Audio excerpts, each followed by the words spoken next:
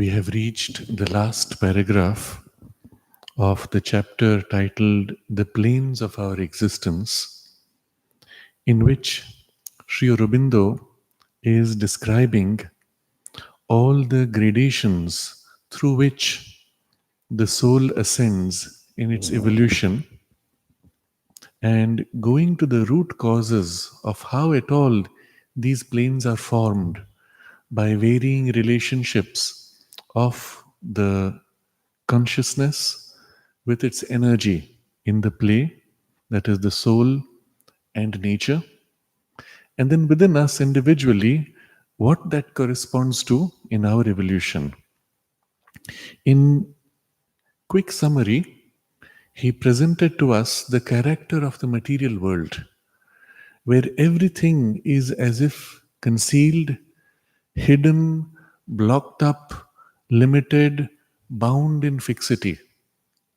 And in sharp contrast to that, we have the life plane, where things are much more revealed, much more fluid, in constant movement and change.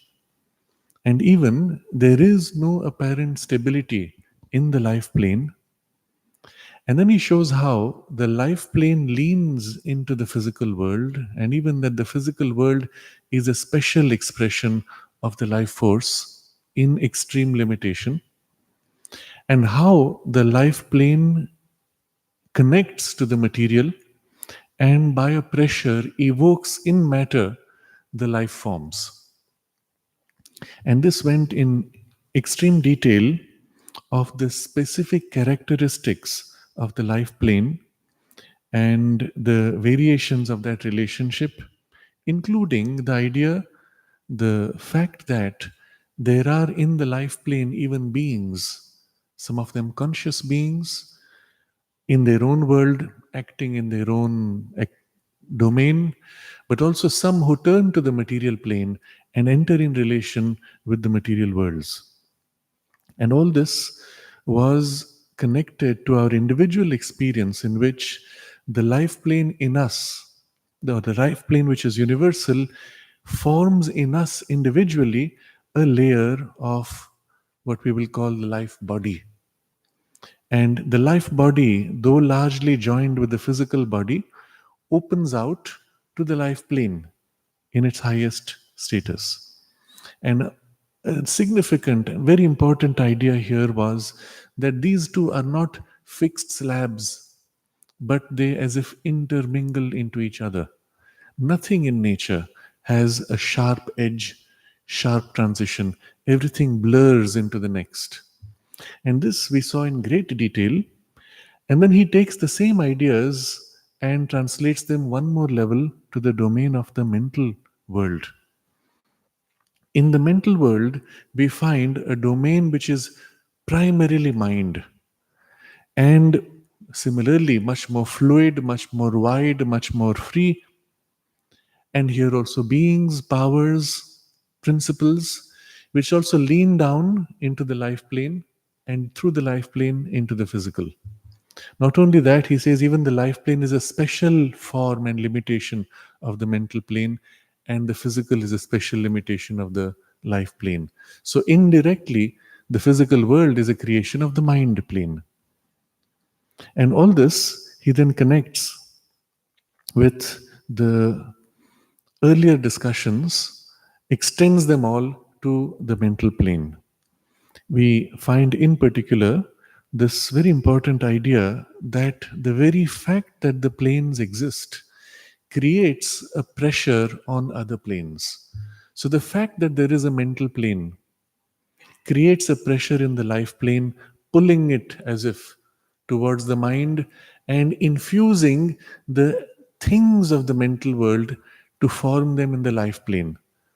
And then through the life plane into the material plane, and pulling equally the material into the mental. And all this is described in the last paragraph that we read. And it's interesting when you study this paragraph, generally when you study Sri Aurobindo's writings, there are three levels at which you have to fully appreciate. Unlike a novel, which you can read serially and there is just one thread of the storyline, or a technical text similarly may have a series of ideas which build upon each other. Sri Aurobindo writes not on one level but on multiple levels. So, in our first reading, we can go through step by step, joining a chain of ideas, and then you step back and view the larger connections as if on a meta level. And we saw he described in great detail things of the life plane, and then he said, similarly, and he moves to the mental plane, saying all the same things apply to the mental plane with these differences. Now, if you really want to appreciate, you have to take what is described here and expand it into the discussion made on the life plane. So it's as if one meta level above. And we will now move to the next, which will be the spiritual worlds. And again, we will see the correspondence and the continuum across these. But for that, you have to as if review what was discussed earlier and view it now from the new perspective, from the new dimension added. So this becomes like a second thread which carries in his writings. And then there's a third thread above this, which is the large overarching ideas which go one paragraph to the next and one chapter to the next. And if you recall, this chapter of the planes of our existence emerged from the previous chapter, which was the soul and its liberation, where he discussed how the soul can have many relationships with its power, with its energy. And we discussed 6 different relationships. And in the first relationship, the soul is completely bound in the energy. And second relationship, it develops the ability to stand back and experience as if a separateness, as a witness, but having nothing to do with the energy. It's either soul or nature, but the two can never meet. In the third relationship, we discover that the soul, although completely separate, can have a preference of or an inclination to this over that, and nature automatically begins to mold herself to match the soul's inclination, and so on, rising step by step all the way until in the sixth relationship we discover that the energy of nature is the power of the soul wielding freely its possibilities. And so, from complete binding to this complete liberation are the 6 relationships of the soul. And this was the previous chapter. And from there, this chapter emerged because Sri Aurobindo asked the question, how do we make this transition through these levels? And what makes for these various relationships? And that's how we come to the planes of our existence. We discovered that each of these relationships makes for a complete different experience of the cosmos, becomes literally a plane, a way of relating, a world of play and experience. So there's a larger movement across chapters, and if you connect it to the chapter before that, which was the chapter titled Oneness, it was the chapter where he described the nature of the cosmic consciousness and the oneness in which we have to live. But then from there, he said, how do the principles and powers and different aspects emerge? And then he took the 2 first principles, which is soul, nature, and showed how they emerged from the oneness, and that became the previous chapter. From this, when we go to the next chapter, we will see a larger continuity of thought. So this is just to show you that Sri Aurobindo actually writes from a mind which is so comprehensive that it does not work in a serial fashion. It operates on multiple levels. And that's the reason why sometimes in our initial reading, one feels that the sentence is too complex. But when we begin to enter into the flow of it, it begins to resonate on second, third, and even fourth levels within us, and our consciousness just opens. Not always in a conscious mental way, but we feel as if we have learned something deeply, but which we don't know how to express. So it is in this sense that we have to read. And so before we move to the last paragraph, where he discusses now the higher spiritual worlds, I want to view key points of the paragraph just completed and bring it in a certain context in which now we will appreciate more deeply the spiritual planes. There was one important idea that the mental worlds uses the word mind is the first determinant. Mind is not determined by material conditions or by the life force, but it itself determines and uses them for its own satisfaction. So this idea has very deep import. Every plane is as if defined by a first determinant. The physical world is defined by first determinant, which is matter. Yes, life can exist, mind can exist, but they appear to be as if processes of matter or emerging out of matter. So it seems. When you enter the life world, similarly, life is the first determinant. Yes, you can have materiality in it, but matter is as if a special expression of life force. You can have mind in it, but it's as if a secondary phenomenon of life force. And some of this we experience in certain dream states. When, for example, one feels oneself intensely sad or intensely happy, so intense that you are as if the very substance of that happiness and sadness. And then when you wake up from the dream, you move from that state to the physical state, and it's as if everything suddenly becomes dulled and flattened. Similarly, in the mind plane, you have primarily first determinant is mind and mental awareness. We can even say mental awareness is substance, and life force, therefore, is a special expression of it. What is life force? If you think about it in your experience of thought, if you think about things, let's say you think about a situation, think about something which emerges from that situation. Let's say we think about rain, and the rain flows and strikes the ground. You can imagine it, you can visualize it. But now, if in this visualization you bring the element of force, experience the push as the rain falls, it builds up energy, it builds up momentum, and there's the point of collision where it shatters as it hits the ground. The sense of force emerges from your mind and your mind awareness. And that's how the life plane, which is a domain of force and energy, comes out as if a special condensation of the mind and its formations. Now you can see from the mind's perspective, this is almost like a phenomenon. I'm thinking of it, and in the thought, I'm feeling the energy and the impact and the force of it. It's almost like a tiny layer on the surface of what is otherwise pure mental imagining. But if you take that part and separate it and make it exclusive, that becomes now a special concentration of the vital world. If now into this, let's say in the mind and the force of impact, you dwell on the point of contact, the substance of mud and the rainwater drop hitting each other, and in your mind, you feel the resistance that the earth offers to the raindrop, and the raindrop pushing against it until one of them has to break. But in this case, the rock was quite hard.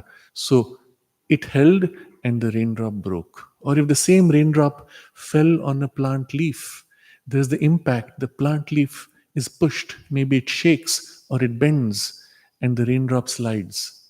If you feel the density and the resistance of form, it's almost like another specialized emergence from the energy flow.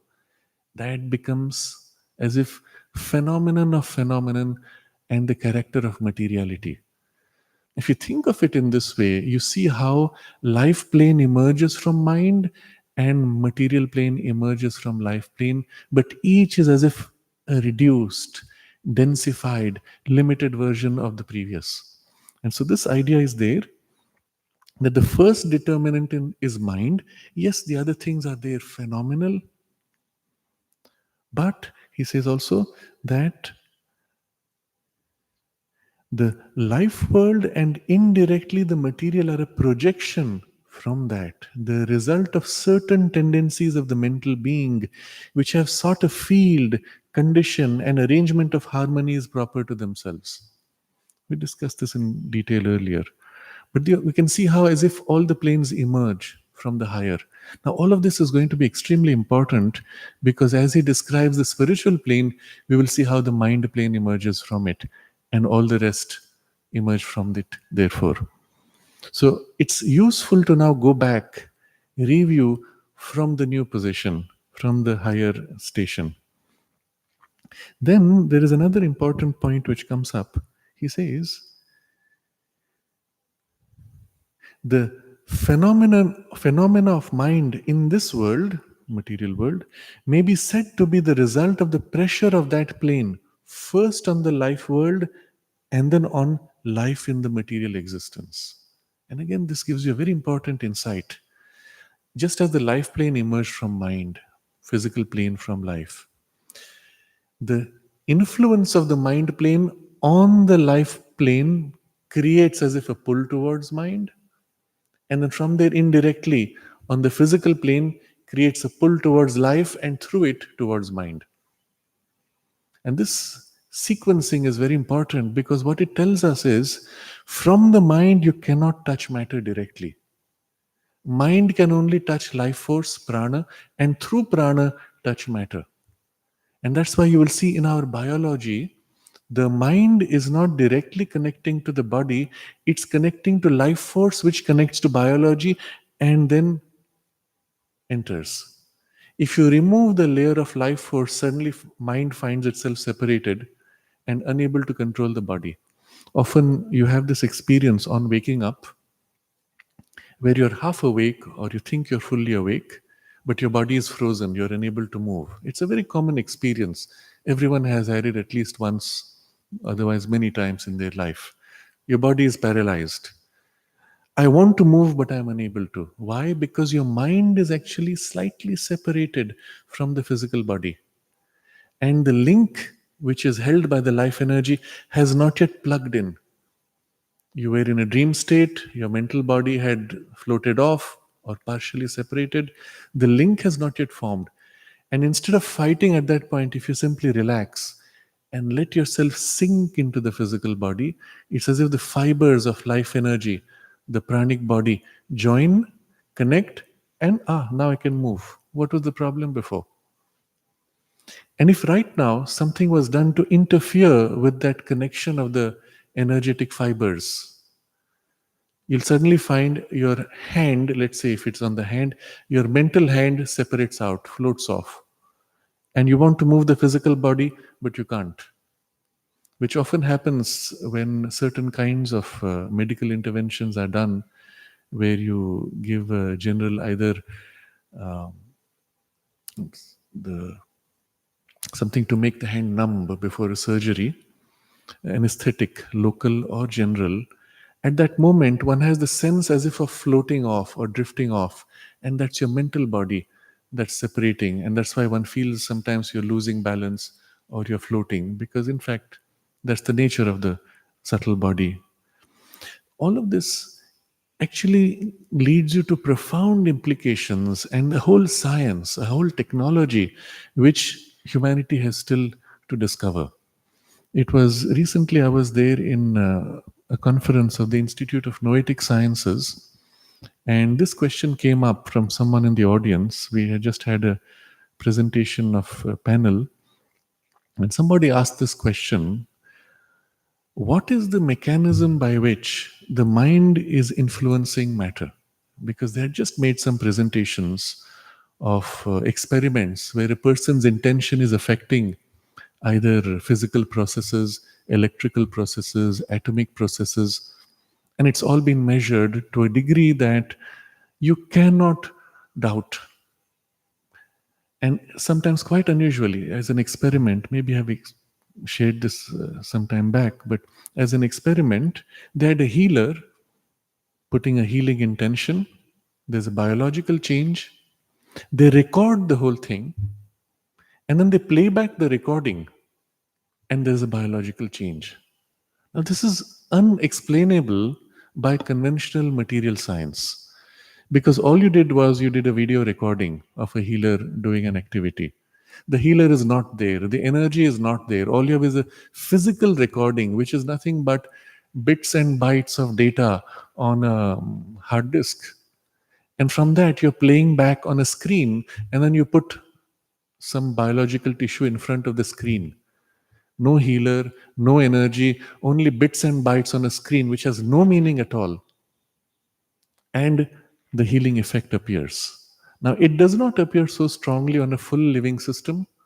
You put a rabbit or you put a human being, the effect is minor, but you put cells which are not sufficiently individualized. You put cells there and you have almost exactly the same result as an actual healer doing the healing. And of course, they don't make any sense out of it because they do not have this deeper yogic knowledge of what is happening and how to explain this. And this can be explained in many ways from the yogic perspective. One is that the very fact that there is a healer doing an exercise of healing, time has passed, you have moved on, but that experience remains imprinted in the cosmic consciousness, in what is called today the Akashic records. The imprint of that is as much in the Brahman simultaneously, right now, in the totality of the Brahman, as the dinosaurs, as anything which has happened a billion years ago, as even possibilities of what might happen tomorrow or 100 years from now.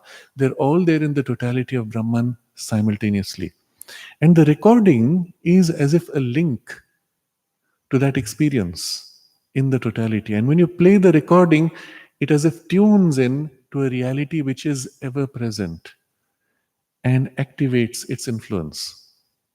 And this is why you remember something and a whole stream of memories can come back which you had forgotten. But you had forgotten only on the surface. In your deeper layers, and this is what he speaks about here, we connect to the whole universe and it's all there. Nothing is ever forgotten, nothing is ever lost. All you need is the link which was lost. And the link can bring back not only the memory of it, but even the full energy of it. And that's what the recording is actually doing. And it is not as effective on a fully formed individual because the individual is aware of the recording as a recording. Cells are not. They experience the link because they're not so individualized in their sense of separateness. But this whole understanding of it, and the other ways to see it, where even the recording carries an intention of the user. I have made a recording, and in my mind, there is the intention linking it to this. When I play the recording, in my mind, there is the link of this, which has its effect also.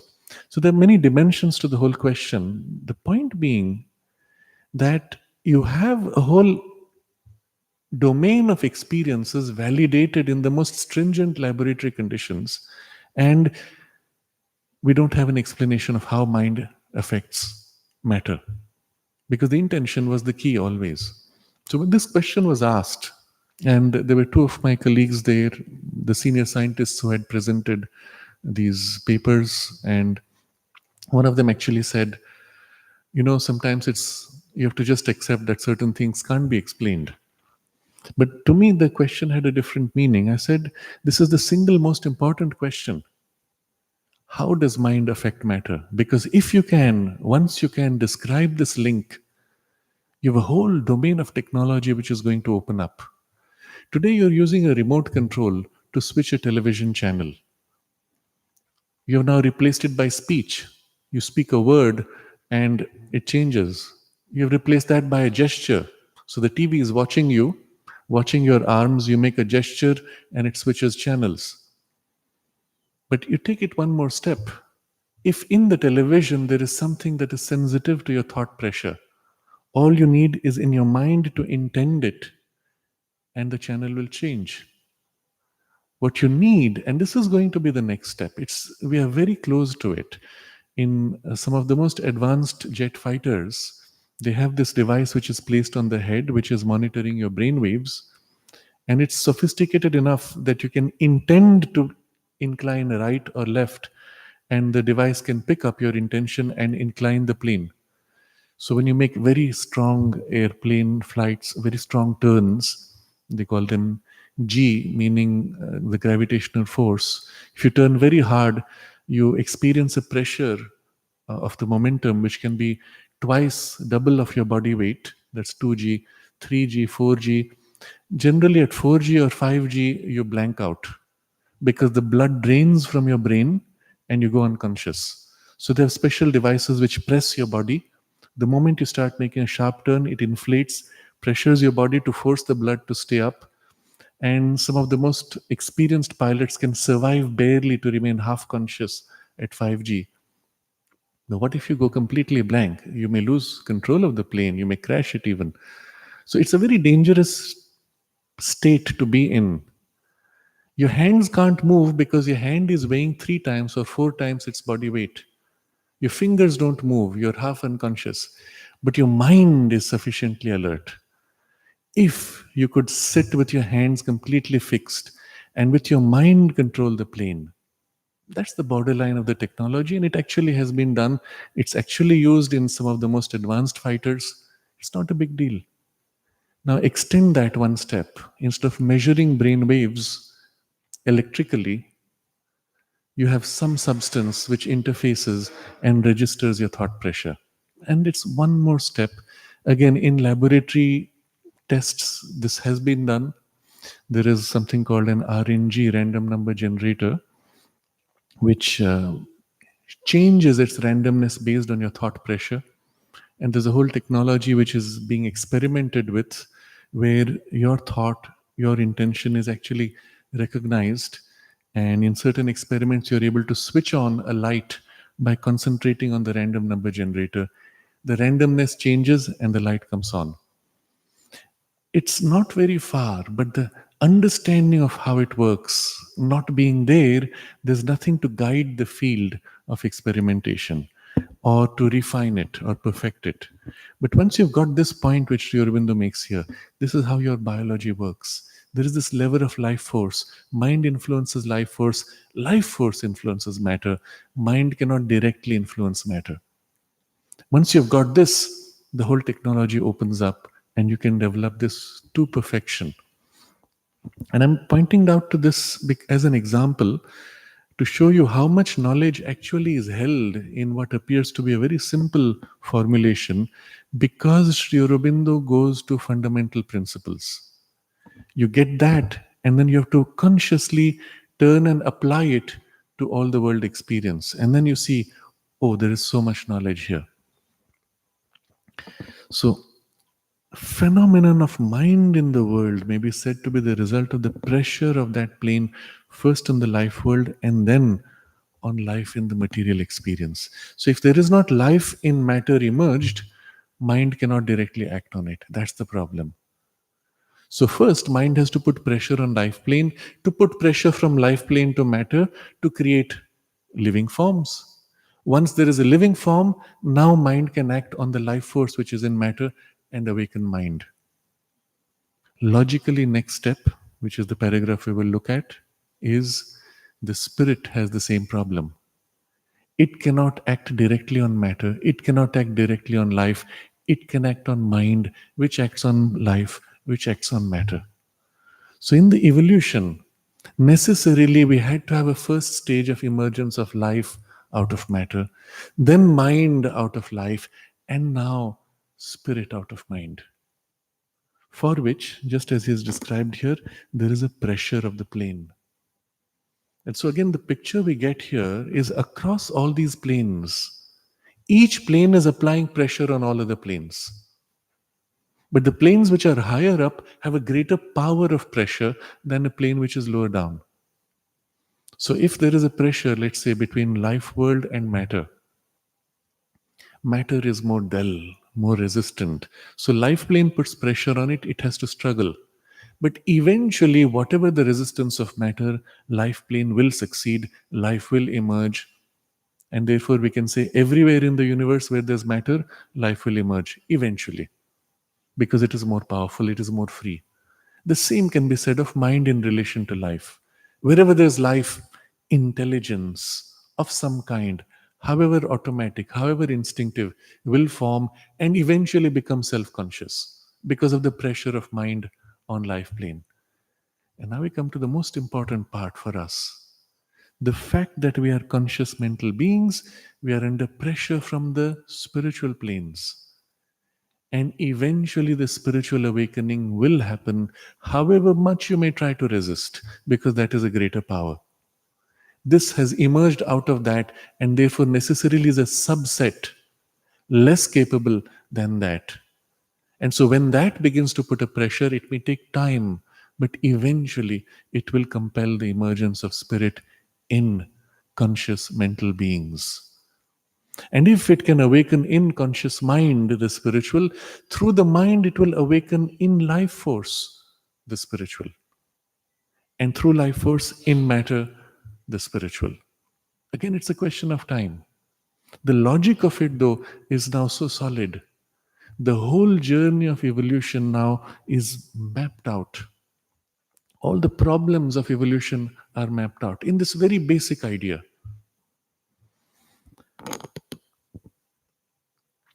So, by its modification in the life world, it creates in us the desire mind. In its own right, it awakes in us the purer powers of the psychical and intellectual existence. So, this comes to the next important key idea, that the life plane and the mind plane, which are both cosmic, filling the whole universe, they are universes in themselves, impact each individual in the universe. Just as our body is influenced by the universe of which it is a part, so too our vital body is influenced by the life force of which it is a part.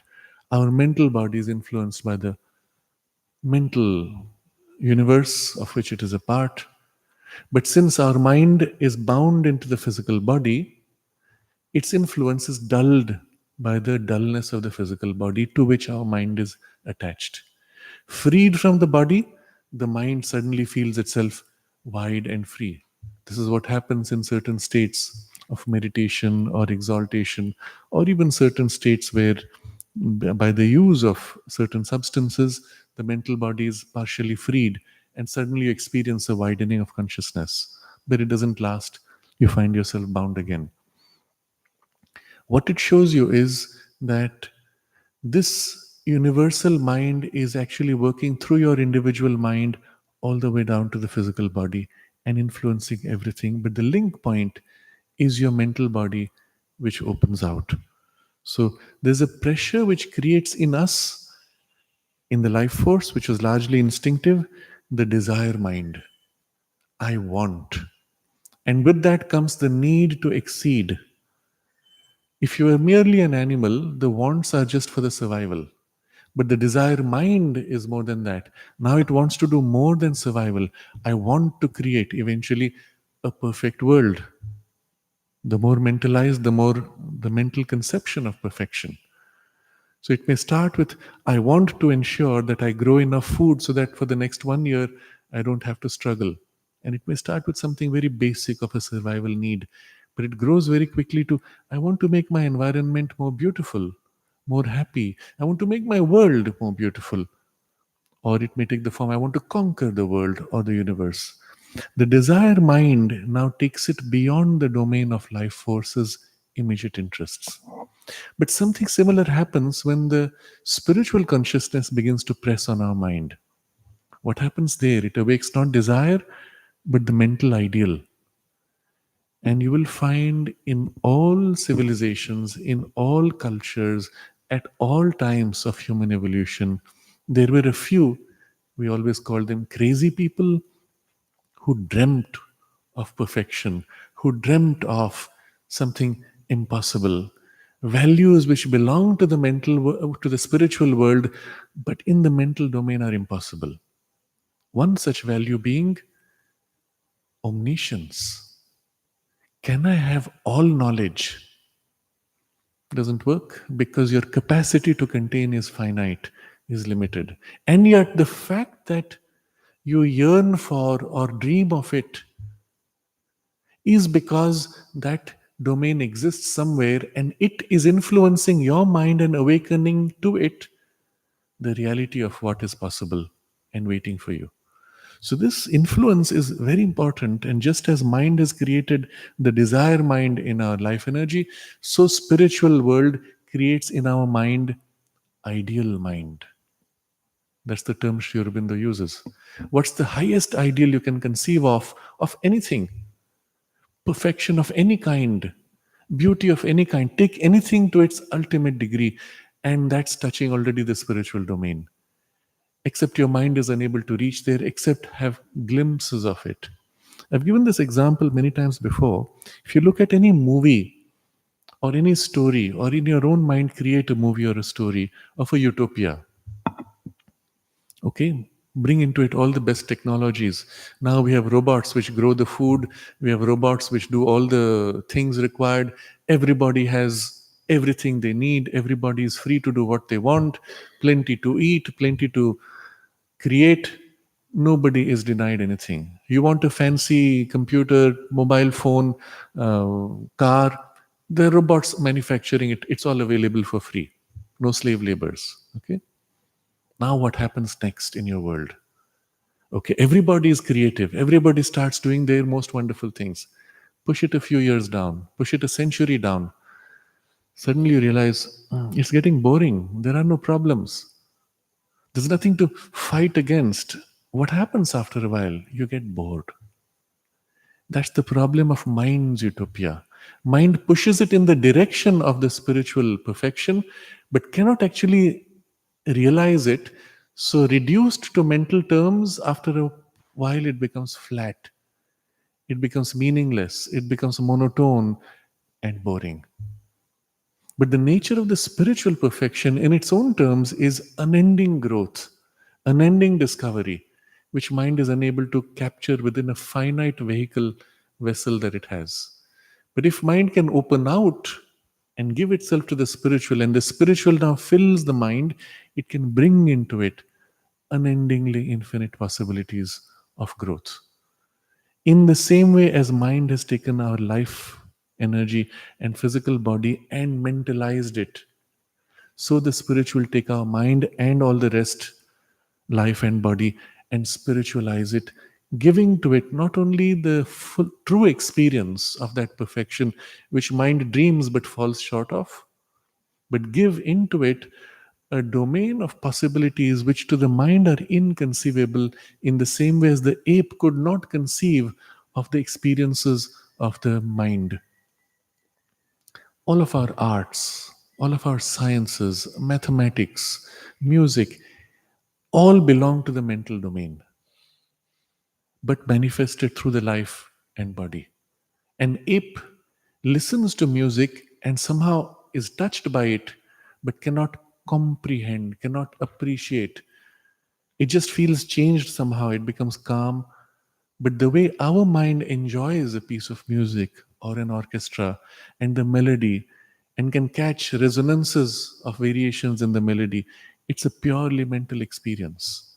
The way we can formulate ideas and play with ideas, create what is called double meanings or triple meanings in our sentences, a joke, the ape cannot, because it is unable to. Mathematics is totally beyond it. At best, it can count numbers, but the relationships of numbers is a purely mental experience.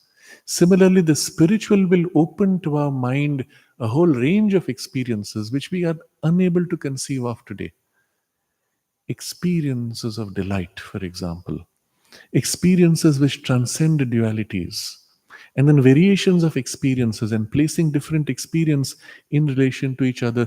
The way we string notes to create a piece of music, to string together a series of spiritual experiences to create a melody of spiritual experience, each of which is an experience of infinity or an aspect of infinity and eternity and oneness. You can glimpse somewhere something, yes, but you're unable to hold it the same way as the ape is unable to hold a pure mental idea.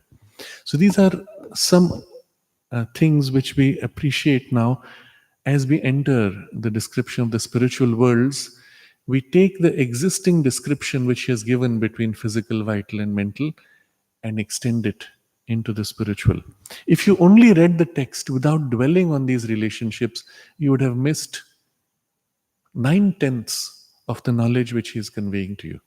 Because all this which we are discussing now, he will put in a single phrase or a single sentence. Similarly, is the relationship with the mental world, with the spiritual world. And that's it. That similarly, you have to now decode and decompress, so to say, to fully appreciate. So there's one more idea, is that our surface mentality is only a secondary result of a larger subliminal mentality whose proper seat is the mental plane. So we have seen now the continuity, mental, vital, physical, and there is a continuity. So the part of the mind embedded in the life force and in the body is what we experience as I am thinking, the surface mind. But behind that is this whole mental plane and the individual focus in the mental plane of our mental body, which leans down to join with the vital and physical bodies. But we are not conscious of all that because there's a kind of a gap. The gap which Aurobindo described as a veil, which separates the mental body from the physical body in which we live, with which we are identified. And we kind of cross over the veil at the time of sleep in dream state, momentarily, partially living in that domain where we are half awake, not fully organized in consciousness, and then we come back with a vague memory of the dream. But we are basically going across back and forth of a veil. But something similar exists in relation to the spiritual. The mind, as it turns to the spiritual, gets completely blanked out, overwhelmed, finds as if a barrier which prevents it from being able to go above. And Sri Aurobindo uses the term here, he uses the word lid, the lid which covers the mind and separates it from the spiritual. And a similar thing happens. We may cross over the lid into the spiritual domain, experience something, or fall back and just have like a vague afterglow of a beautiful experience, and then it fades out quite quickly. But just as one can develop the full awareness of the mental body and live in it and in the physical body simultaneously, as if on multiple levels of our own reality, so the spiritual can be joined and integrated, and we can begin to live on all these planes at the same time. But the idea is the surface mentality is a secondary result of a subliminal mentality which has its seat in the mental world. So there is a spiritual consciousness and a spiritual being and a spiritual body in the spiritual world, of which there is a tiny part which plugs into our mind life and awakes in us something of the aspiration for the ideal, for the divine. Brief touches from that give to us the great spiritual experiences which we celebrate. But they're brief touches in this domain of something which actually lives in its own free spiritual world. And so he will end up describing a spiritual body. So we have a physical body and a physical life, we have a subtle body and an inner life, and we will say a spiritual body and a causal body which has a spiritual life. And just as our mental world or mental life has emerged in evolution out of our physical life, so today, in the current transition of human evolution, spiritual being, spiritual body, even spiritual being will emerge out of mind as a conscious being in us. And the process may take time, but unlike past experiences of emergence, which have been over millions of years, because they were driven by the instinct of nature, this is done with our conscious effort and participation, and so can happen within a single lifetime, even. And so, what will happen at that point is we will say, we will experience a spiritual body and a spiritual consciousness and feel ourselves a spiritual being first, having a mental body and a mental being, and having a physical body and a physical being. And the three may be joined, but will represent very distinct levels of experience, just as your mental experience is so different from your physical body experience. Your mind enjoys the physical world, but in terms of mental values. You look at a pearl And you say, wow, this is so beautiful, it is so precious. The ape takes it, tries to bite it, oh, tasteless, throws it. Its value is primarily physical. The mental value looks at everything differently. And in the same way, the spiritual value will take an object and say, wow, this is so precious. And the mental being comes and says, what is this? It's just a piece of stone. When mother used to receive bless the offerings from people, that was the way she valued it. So there was the example of a very rich person who came, and she was giving certain jewels to the mother, and she would take out one and show it dangling and then give to the mother, then take out another and show it dangling, showing, see how much I'm giving, come on, are you going to appreciate or not? That was the sense of her giving. And mother took it, and the moment the person had gone, she put it aside, and that was it. She didn't say a word. There was another example, both narrated by my teacher, MP Pandit. Another example, because he was present there. The mother was given a little pot in which a person from Karnataka had put one tiny coin, the lowest denomination available to him, which he could afford, or the highest he could afford, but lowest available, probably it was one anna, which I think is 6 paise. In those days, it meant a lot. You could buy a whole meal perhaps with it. And he was putting that every day, remembering the mother. And when the pot was full, he sent it as an offering to the mother. So it was brought to her hands. She took it and she felt, and she was so happy. And every person who came to her that day, she said, look, this person remembered every day, and he put. And she showed it to everybody. Now, that value is the consciousness that it contains. And it is your value system when you begin to live in your spiritual body, in your spiritual being, the quality of consciousness that fills it. And you may walk in a piece of land which is otherwise barren with lots of stones, and there might be one stone which has a very special spiritual quality. You pick it up and say, wow, this is so precious. And to the human mind, it may look same as any other stone. What's the big deal? Or it's, oh, I can buy something 10 times bigger. No, that's not the point. It's the consciousness. Mother had asked for some text to be typed, and there was a lady who used to type very efficiently. She went, up, pull out the paper from the typewriter, sent it to mother. It came in mother's hands. When she held the paper, she said, mere labor. There was nothing of the consciousness, nothing of the consecration, nothing of the, if mother tells you to type something and send it, what would be your state in the activity? Will you demonstrate your efficiency of typing, or would you now connect it to your sense of consecration, self-giving, surrender in action, in the work? And when you do that, the thing you have created is filled with that. And that's what she received, or not, if it was not there. So the whole value system, I'm just giving one example to show you how different the spiritual being will value things, which to the mental being may be totally meaningless. And something similar, one more example before we proceed. And there was a person in the ashram who wanted to learn occultism. So mother said, the question was sent through my teacher, and mother sent her response. She said, well, first he has to prepare to be completely fearless. That's the first requirement. And we've discussed that in one of the earlier sessions, why that is so important.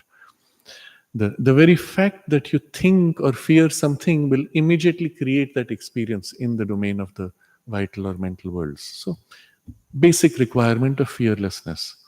And then she gave a blessing packet. She concentrated and she gave it for that person. And she said, I have put in this a message for him. Now, obviously, the message here is not words, it's not thought idea, it is spiritual force, power of experience, which means when you receive it, you receive not an object. Let's say someone sends you the physical flower, you've received the physical object, and it has a certain value. And if instead of that, it was a letter, It would have a mental value because there's a certain series of ideas placed in it with an associated emotion, let's say, an affectionate letter or a letter of criticism. It's an idea bundle, not just the paper, not just an object. But when it is a spiritual packet, what does that mean? It carries a state, an experience, which includes in it the knowledge, the skill, the power, the action, and the whole experience associated with the bundle which is infused in it. So I don't know if the person valued it or not, but she sent it like that. Had he been able to receive it, she would have put into it, very likely in response to his question, all that was necessary to help him unfold and develop the knowledge which he sought. But very likely the mental being will say, ah, yes, mother has given blessing. Okay, you put it somewhere among all the other blessing packets you have received. You placed it there from mother. Put a date maybe, or you note it, this is from mother. Tomorrow someone comes and you show, see, these are all the blessing packets I received from the mother. No, they're not the same. Each had a very different spiritual experience associated with it. But you cannot see, you're blind, you're not able to feel it. But the spiritual being will receive, and when it receives and absorbs, he will enter that experience, live that experience. The full power of that knowledge and the capacity associated with the experience will be given as if. You can see how different the life will be like. It's a very interesting example. It's more an analogy we may draw upon. If you watch the movie, which is called The Matrix, this person is inside a simulation in a computer, and you've seen the movie, I suppose. So at some point, he's in danger, and he's in touch with the people who are outside the computer. So he says, "I need to fly a helicopter. Download the knowledge of the helicopter." So they download the skill and power of flying a helicopter. Now he gets into the helicopter and he can do everything. It gives you a glimpse of that. This is still a mental knowledge, an ability which is infused, which is a mental skill. And now I have the knowledge, I have the information, and maybe a little bit of the skill of doing it. But a spiritual download will be a shift in consciousness and an experience of the spirit. And you can see how beings who live in a spiritual body, in a spiritual consciousness, these are the things that they will share. These are the things they will create. These are the things they will value or experience in every experience of life. Even at that point, literally in touching, Sri Aurobindo describes, in touching the flower, you experience the whole universe as it leans to become flower and gazes at you through flower. Not just the whole universe, the entirety of the divine leaning forward to become this one flower in this moment, and you experience the whole eternity and infinity through one moment's form. All this is to give you, in the continuation of this analogy, what the spiritual consciousness will be like. And then the mental existence is also constantly acting upon us, and our world has its powers, its beings is related to us through our mental body. Now we extend it to the spiritual. The spiritual existence is also acting upon us constantly and has its powers, its beings, and is related to us through our spiritual body. Important point. What is our spiritual body? And he will tell us this shortly in the paragraph. But our spiritual body is not very developed. And so that influence is barely able to sneak through. And the little that sneaks through is what makes us feel suddenly in life. And we've all had this experience. Everything was going so fine, and suddenly I say, my God, what am I doing? Is this how I'll go on? And suddenly you feel something missing. There's something missing in my life, and I don't know what it is, and I don't know where to find it. But until I find it, I'm going to be miserable. And you start looking for something which you don't know is calling you. But when you do find it, you will recognize it. What happened? There was, from the spiritual layers of your own being, something that says, okay, you've come as far as you needed to, now you need to move one more step. And it pulls you. And suddenly that wakes you up from your hypnosis of identification with your successful personality and says, what happened? Everything was going fine. There's a very interesting example shared with us by someone who was at that time president of Singapore. Do you remember his name? Devan Nair. He shared this experience. He was at that time in the politics, very dramatic and charismatic speaker, thousands of people listening to him, and he would sway the crowds. And of course, he was successful. He became president. But he recalls, and I've heard him say this, he said in one of these speeches, as he was enjoying himself, wielding his power on the crowd, suddenly he says, as if from above, something popped into him, as if a voice that said, "You really are enjoying this, aren't you?" And he stopped. What's this? Now you recognize it's not the words, but it was a state of consciousness given to him in which suddenly all that he was doing, all his success and his power wielding on the humanity, suddenly became hollow. And he began to question, what am I doing? What's the value of this? So it was not the wording, you understand. What came through was this something else that against which everything was pointless, meaningless. And he paused, he went on, finished his speech, came back and sat down, and his colleague said, "What happened? You were going so wonderfully, and then the whole thing petered out." And he says, I don't know what happened. I just heard this voice. And he referred to this, I think, in one of his speeches when he spoke in Pondicherry.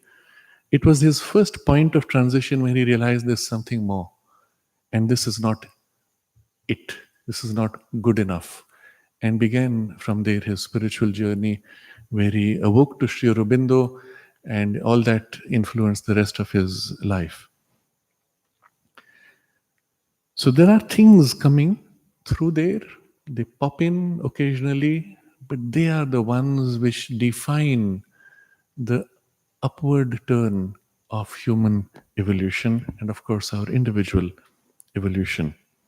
And there are beings there which also intercede, they connect, they participate, they help, etc. Unlike vital beings who may help or harm from a vital consciousness which is fundamentally egocentric, or mental beings who may help or harm from a mental consciousness which can even be quite large but still ego bound, and it can be very large and still ego bound, and they create large movements, of which Sri Aurobindo speaks, that mental beings sometimes can be even asuric beings, but they create large movements which may even seem to help humanity wake up, but they bind them in a large trap rather than a small trap. But this, unlike these, the spiritual action, although it may be limited, is not fundamentally egocentric. Because what distinguishes the spiritual from all the lower planes is the awareness of the divine, awareness of the oneness. Even if it is an individualized spiritual being, it knows the divine. It may not be a perfect instrument, it may not be a complete instrument, but it is still an instrument of divinity, knows divinity. And two spiritual beings, because they are both limited, may enter in collision in their action because they are aspects or powers.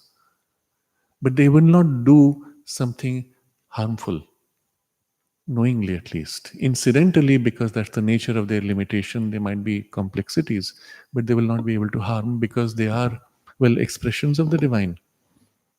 So there are these beings also which act. And the last sentence of the paragraph which we completed, here too are many planes, the lowest converging upon and melting into the worlds below, the highest at the heights of the mind power into the worlds of a more spiritual existence. We dwelt last time on these two words, converging and melting, and we studied it in the context of the mind.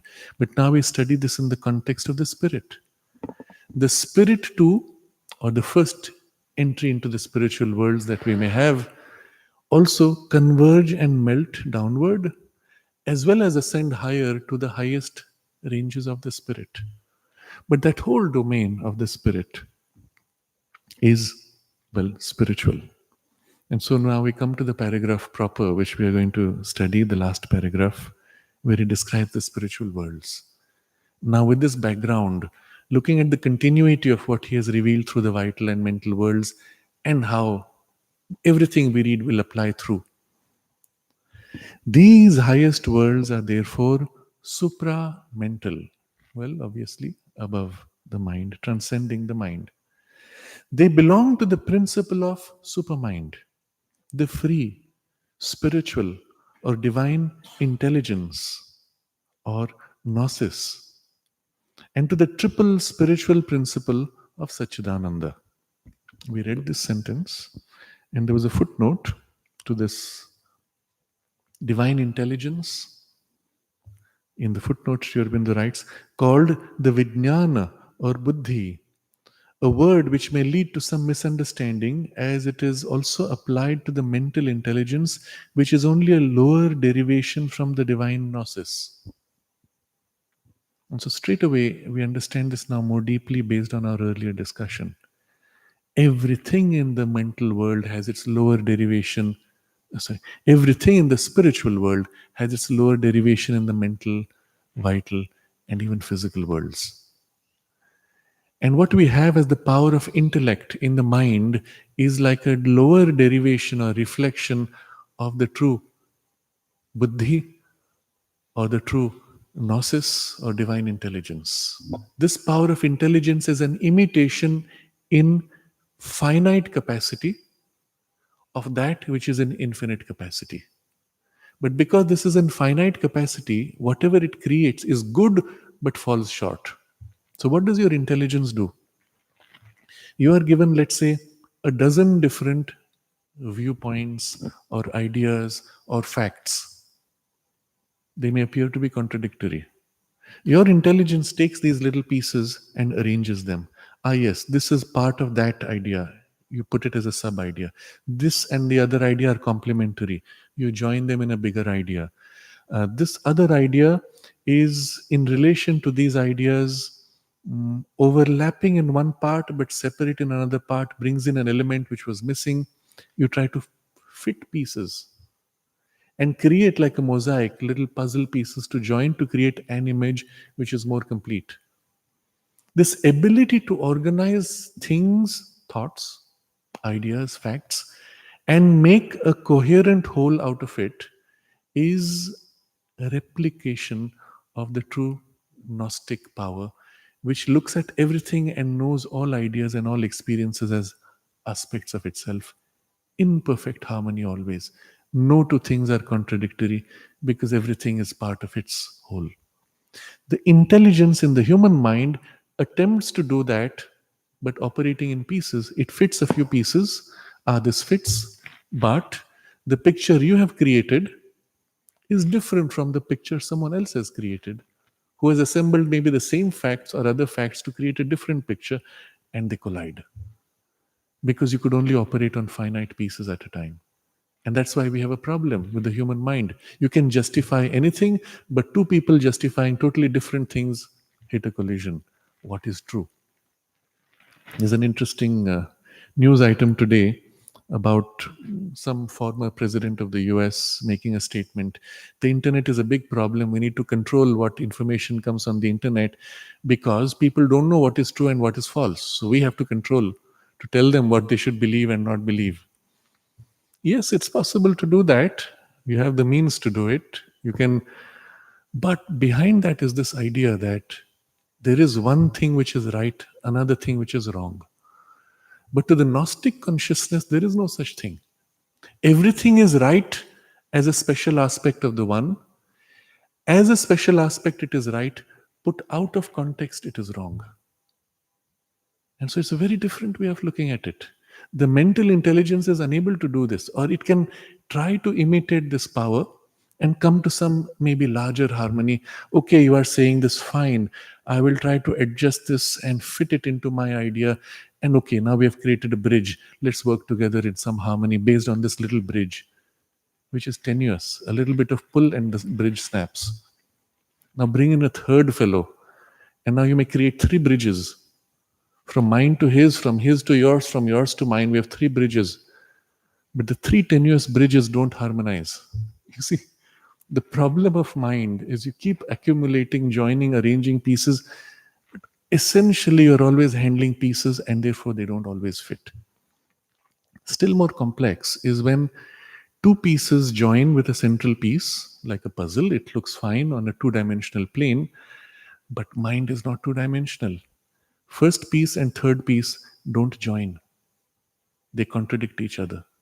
And in between is a joining piece. That's a problem. And so what happens generally is we leave those ideas as if open-ended. I don't know. It stops there. And none of this can be resolved as long as you're in a consciousness which is mental, which handles pieces and needs to join pieces. It is only in a supra-mental consciousness, so he says, principle of supermind, free, spiritual, divine intelligence, or gnosis. These are different terms. We briefly touched upon them last time. But it is the first consciousness which is utterly free. Unlike mind, vital, physical, which are bound in limitation, physical is bound in so many ways. You see, two objects collide because they're bound in their fixity. In the vital world, two emotions or two energies interpenetrate without touching each other. They can pass right through each other. They don't collide like in the physical world. But they're different, they're separate, even contradictory. Has it happened to you sometimes? Something happens which is very unusual, but you see, I'm so happy and yet I'm so sad at the same time. You know, you're about to leave your house to go and live, take up your first job or live on your own in some university, or you're going to go abroad to some different culture. You're happy for that, but you're unhappy because you have to leave behind something which was so precious to you. At the same time, how do you unify these two, happy and unhappy? You don't. You just accept that they are contradictory emotions. But they are each separate pieces and they don't last. They have no inherent value in themselves. I'm so happy to go and do this. Now keep doing it for 2 days, 3 days, 4 days, and after 10 days, you say, I'm fed up with this. So mom says, 10 days ago, you said this was your favorite food. I've been giving it to you every day, and now you say you're fed up with it. That's the nature of the energy, life force enjoyment. Rise up to mind, it is even more free. Mind can easily rearrange, make it interesting. But because of what we have seen, inherent contradiction and limitation, it fails and frustrates. It is bound to its chain of logic. If things don't fit the chain, it doesn't know what to do. Rise to the spiritual, it's the domain which is inherently free because all is itself. There is nothing opposed to it. Whatever it chooses to do, it can do without resistance. So up to level of mind, you're handling pieces, pieces collide. So if I try to do something, there's always something else against which I have to do. But in the spirit, all is spirit. So when I act, there is no other. There is only me. And so when I have to push my hand, there's no resistance because I accept to move my other hand. Of course, I can play at pushing each other. Yes, that's fun. But I can choose to move freely. And the play of putting a pressure as if creating a pain from pushing each other is a play because I can choose to easily move without opposition. And so, in the experience of the spirit, all of the lower experiences are included, including the experience of the mind, the vital, and the physical, and all their limitations. But they're seen from the spiritual as conscious choice or a play, as a secondary or tertiary power of its full freedom. So, yes, to become a flower and to become a stone and to be bound in stoneness is free choice of spirit, freely chosen to be bound. But it's a free choice and can as freely choose to free itself from the binding. And so, this is the first domain where you have true freedom. Do exactly what you want because all is yourself. There is nothing other. And the nature of the freedom is also it is effortless, smooth, spontaneous. It's not that I have to do something else. Whatever I choose, I become instantly. I choose to become world, and the world is there, is me. There is not a process where God had to first do this, then that, and finally He completes the world and says, okay, it's good. Now I've made a good world. Against a whole resistance of effort. There's just the free flow because it's spontaneously what I am is what I become. Utter freedom. Spiritual of the nature of the spirit, not of mind, vital, physical. And divine intelligence, not this intelligence, and we've discussed that. It is infinite, it is all inclusive. So, in the divine intelligence, there's a very interesting idea. Sri Aurobindo uses this phrase in the Life Divine. He uses this phrase which is logic of the infinite. And it's something one can dwell upon. There are many aspects to it, but I want to give you an aspect which is to our thinking mind more accessible. Think of it this way. What is logical? When you take a puzzle, so many pieces scattered, how do you put it together? You see this image and that image. Ah, yes, it's the same blue. The house finishes here, there a house starts. It's the same shape. I join it.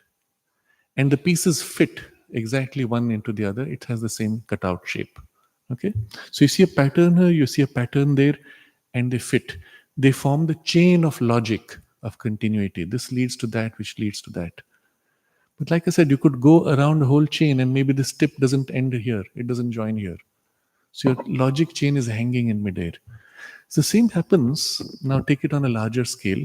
You see patterns, but as long as the patterns are repeating, you say it is logical. But what happens to an infinite mind, where every piece is infinite? And so your mind briefly pauses. How does it fit? Each is unique, and nothing from this to that binds it, compels it. And you have an infinite peace meeting an infinite peace in an infinity of ways. Okay, your mind normally breaks down at this point, but you still get a glimpse of, oh yes, it is a totally different domain, but I can't visualize, I can't contain it. But think of it now this way, and here's an intermediate idea which we can conceive. We saw a repeating pattern, and so we called it a pattern. Okay? But what if your pattern is never repeating? It never repeats, unendingly varied, never repeats, and goes on infinitely. Interesting. And that's possible to the mind. So the sense of beauty which the mind has is normally symmetry or something which fits into the underlying rest of it. It fits, there's a harmony. We say it is beautiful, it is harmonious. But when there's a pattern which never repeats, what do you compare it with? Nothing. Because it'll never fit anything else. But inherently, a non repeating pattern has an inherent beauty of its own that stands by itself. And this mind can catch. There are numbers which are like this, by the way. You know, if you take a number, let's say 20 divided by 7, okay, you will find it repeats itself 7 digits. So it is 2.8 something something, and then it keeps repeating 2.8 something something. It is 7 digits which just keep repeating unendingly. That's a number we can see a pattern repeating. But if you take pi, just draw any circle, divide by its diameter, you get a number which never repeats itself. It's called a transcendental number because there's no way to represent it by a formula. And you can actually recognize this, you can see it, but your mind cannot take it to its end. And so you can have a mosaic, a pattern which is never repeating and yet is a harmony and is beautiful.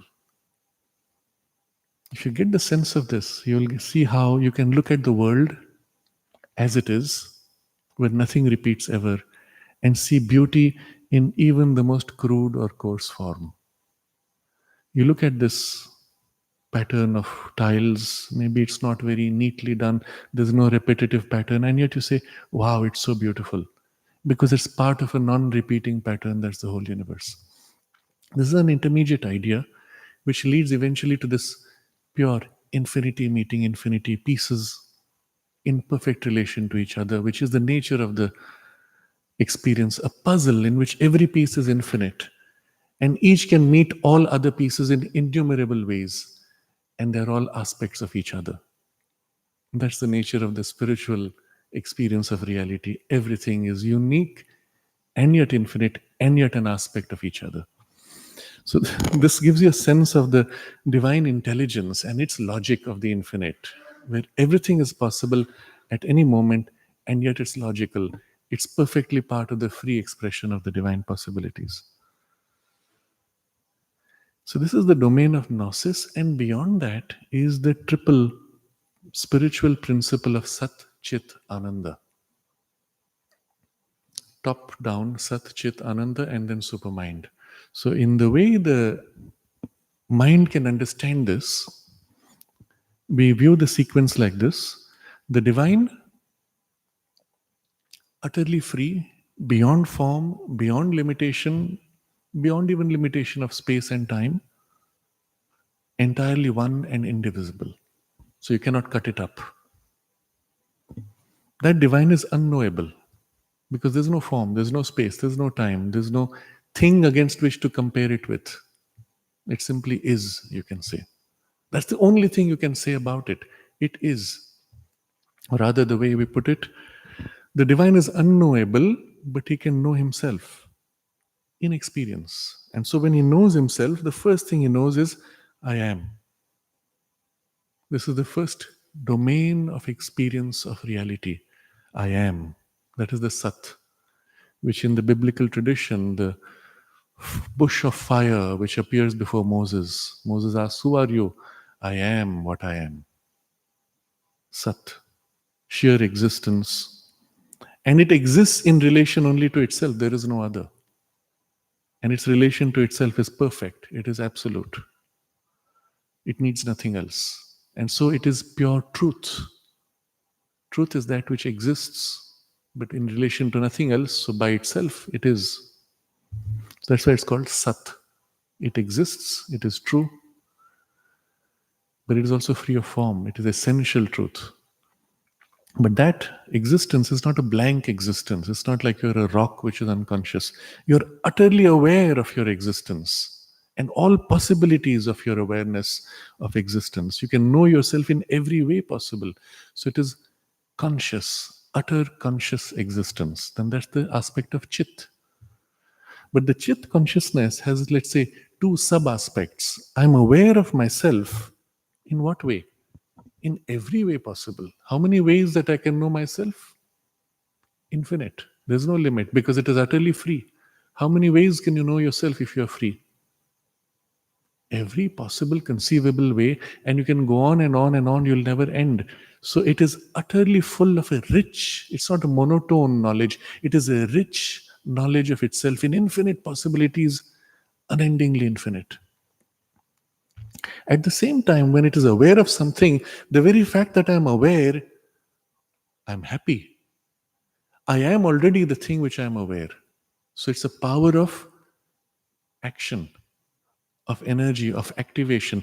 I am happy, I am sad, I am jealous, I am, and unendingly. I'm taking the example of emotions. Take it to the level of ideas, take it to the level of forms. I am dinosaur, I am ocean, I am galaxy, I am particle, I am everything, all at the same time, infinitely, unendingly. Anything you can conceive of is already there in that awareness.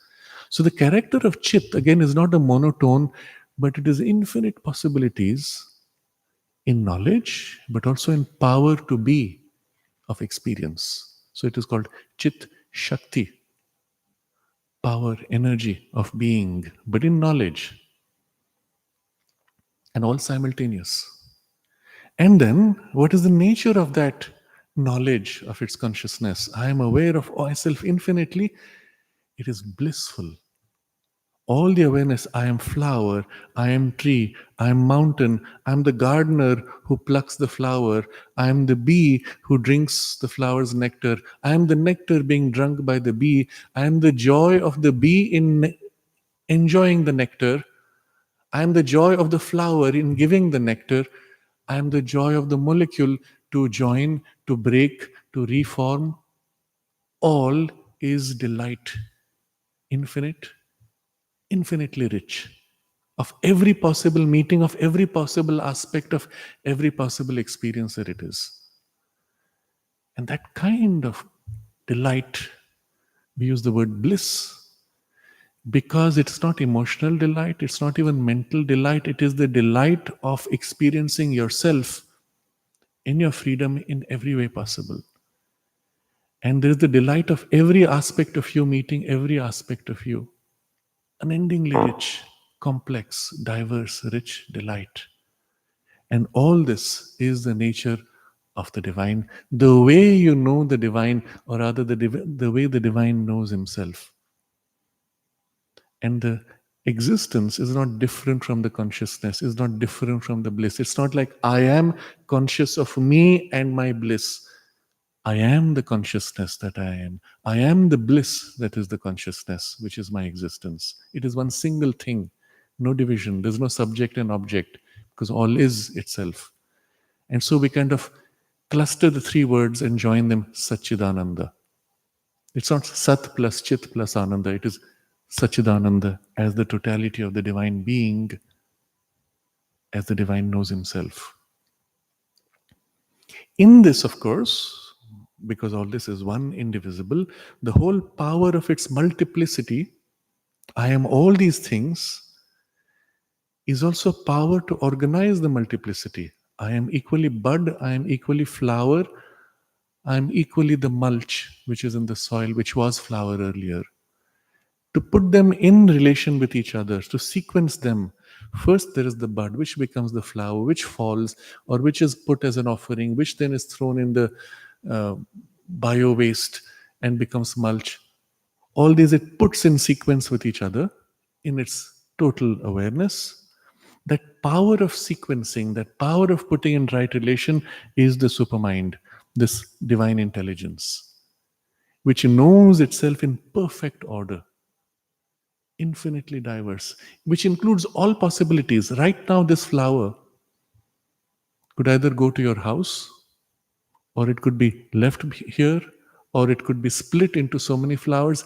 All the possibilities which can happen from this moment on are included in the full knowledge of the Satchidananda and in the full experience of the Satchidananda and in the divine intelligence. So, in the supramental intelligence, in any given situation, all the outcomes from here are fully known. It's like if you're trying to play chess. They say you can't calculate more than 3 or 4 moves ahead. A computer can calculate 6 moves ahead or 7, and after that, the computer breaks down. It can't go that fast. But to the supramental consciousness, the all possibility of all the games and beyond the games are already simultaneously in its total awareness. So before you have begun the game, it has already won the game and lost the game. And every experience of the outcomes are already its. You see? That is why in the Isha Upanishad it is said, while the gods are running to reach their goal, he is already there. He has already reached it without moving. So every possible outcome is already his because he's already that. Now, that poise and the perfect relation of all these outcomes and the power of experiencing those perfect relations is the supramental, supermind, or divine intelligence. And it is with that power that the whole universe is born and expressed and unfolding. It is that which maintains the full development of the universe and holds it all in perfect relation, in perfect harmony. That just now, as you lift the flower to breathe its perfume, there is instantly a shift in its relationship with all the stars and all the galaxies in the universe. And physics will tell you this. Gravitationally, instantly, everything moves to align itself to maintain the balance of gravity. What an extraordinary idea. You move this here, and all the stars have instantly moved to adjust themselves to keep the overall balance. And you might say, no, gravity can travel at the speed of light. No, you can show this by physics. If the gravity moved by finite speed, then eventually all the planets would collapse into a single point. They can continue because gravity is instantaneous, there is no delay. And so here is something extraordinary. Every moment, every particle moving, the entire universe is in constant adjustment to keep the balance. While another particle moves, this particle and everything else is in constant adjustment. Now, through this completely divided universe, when you start looking at each particle and its full relation with everything and with the totality of the universe, very quickly you come to this consciousness in which all is known, all is held, and all is one. And that's the supramental. It's very interesting. From top down, from the supramental, you can move to diversify and break up into tiny every object and pieces. But the moment you look at the relationship of every object and piece with every other, you quickly accumulate yourself and rejoin into the supramental. And because the supramental exists, the universe is in harmony. And we observe the harmony of the universe, describe it, and we say laws of physics. Try to capture it in formula. But it is a free consciousness, spiritual, divine intelligence, freely playing out. Its rhythms we capture and describe in formula, but it is free of all formula. And this is your first glimpse of what it is that we are opening to. So these highest worlds are therefore supramental. They belong to the principle of supermind, the free spiritual or divine intelligence or gnosis, and to the triple spiritual principle of Sat-Chit-Ananda. All these worlds of the spirit are expressions of this, but in different degrees. So in their lowest, they blend into mind, blend into vital, and even all the way to the most material. And similarly, the material rising blends into the spiritual, the vital rising blends into the spiritual, the mind rising blends into the spiritual.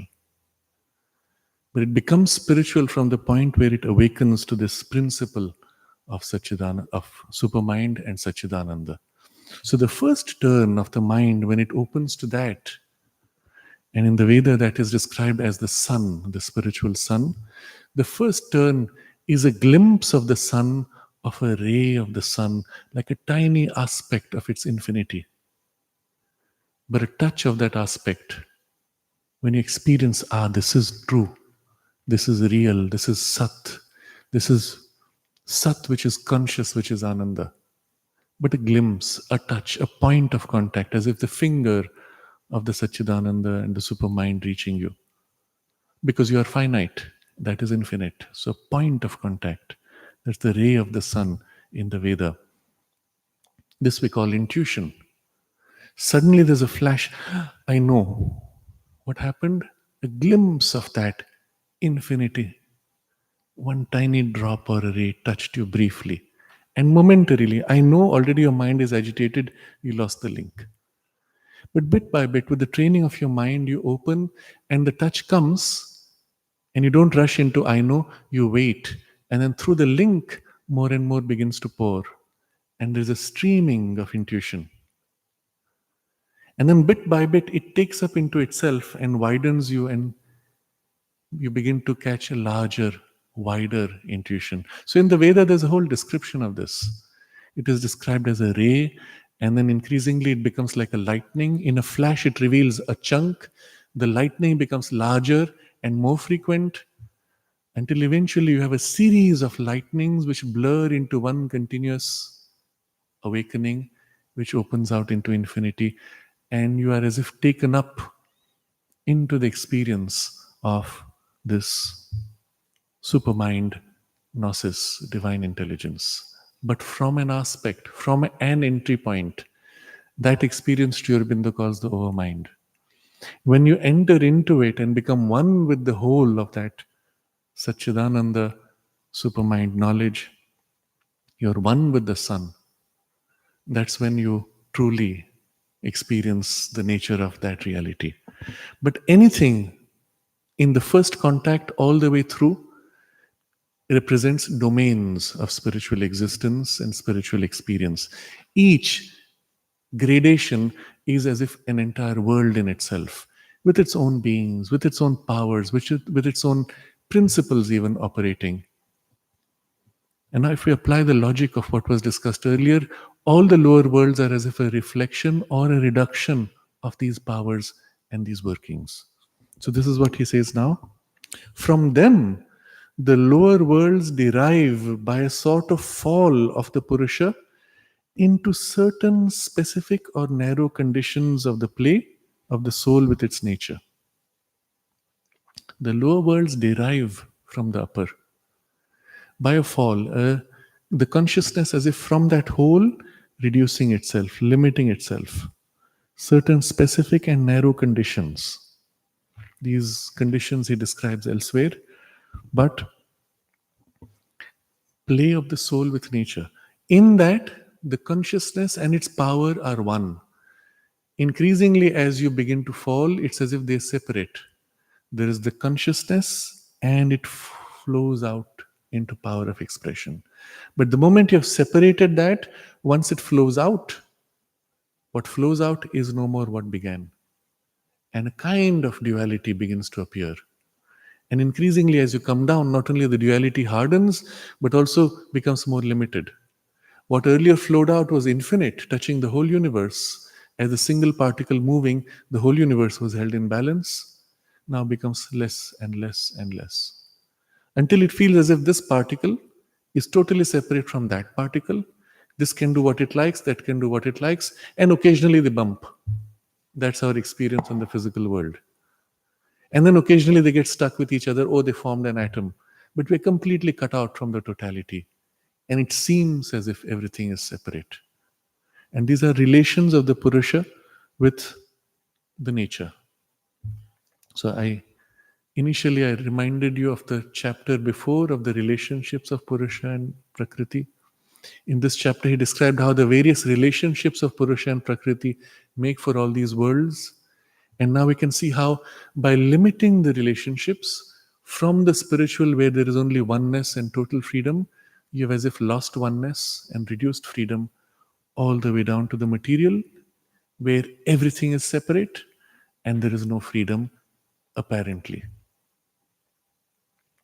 So the lower worlds derive by a sort of fall of the Purusha into certain specific or narrow conditions of the play of the soul with its nature. This fall of the Purusha, I want to link it to two important vocabularies or ideas. One is the vocabulary Sri Aurobindo uses, that as the consciousness begins to as if fall and reduce itself, it seems as if we as conscious souls, if we are conscious of the soul, is as if falling or coming down into incarnation, losing its poise of freedom and oneness to become as if a separate individualized soul in the play, also cut off from its power of Prakriti. But Sri Aurobindo points out it's not so much the fall of the soul, but the fall of the energy of Prakriti, which the whole world is as if a fall of that energy. And he says it is much more not fall of the soul, but a holocaust of the Prakriti. The universal energy which forms the whole universe, it is her fall, it is her loss in the sense which is far bigger than the soul entering into ignorance and now playing at a separate piece, to be as if in a game. This idea you will find reflected in the biblical tradition, which, because of the many stages of its transmission, has completely lost this original thread in the story of Adam and Eve. And the state of the Garden of Eden is the state of oneness in the divine consciousness, where soul and nature are one. They are not separate. The first poise of separation is the emergence of Eve out of Adam. The nature separates, the energy of expression separates from the source, the creative consciousness. And so, in the Hebrew tradition from which the Greek or Latin translation from which the English translation comes, has lost the thread completely. Already, if you go back to the Hebrew word, and before that, the Sumerian or Akkadian, another language, which is itself derived from the original formulation. But there you find the word rib is the same word for will. So, in the vocabulary in the original, it is the will of the creative soul consciousness that becomes Eve or nature or the power of expression. Where earlier they were one, There is the separation now through the will and the action of the will, but the moment you will and act, you and the will are separate, and the power of action is cut off, and Purusha Prakriti separate. And then begins the fall with it. Because there is no more the freedom, the free expression is gone, and it falls more and more into the limitation. And so you have the experience of Eve tempting Adam. And as the play of nature unfolds, it tempts the soul. The soul says, wow, what a fascinating experience of duality, of division, of limitation. What a wonderful thing to play with. And there is the fall into the ignorance.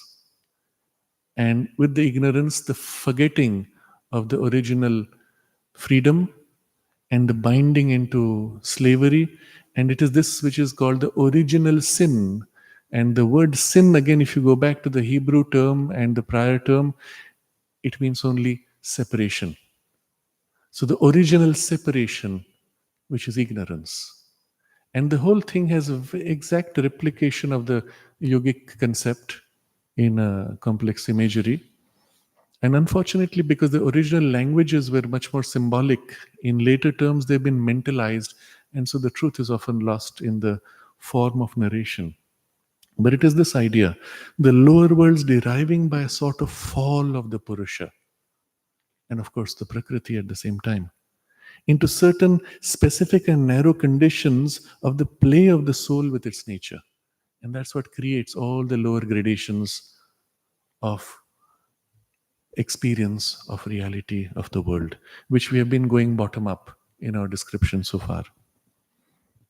There are two steps of when he says reduction, the world derived by a sort of fall, specific and narrow conditions. There are two steps which are the first step of the fall from the supermind.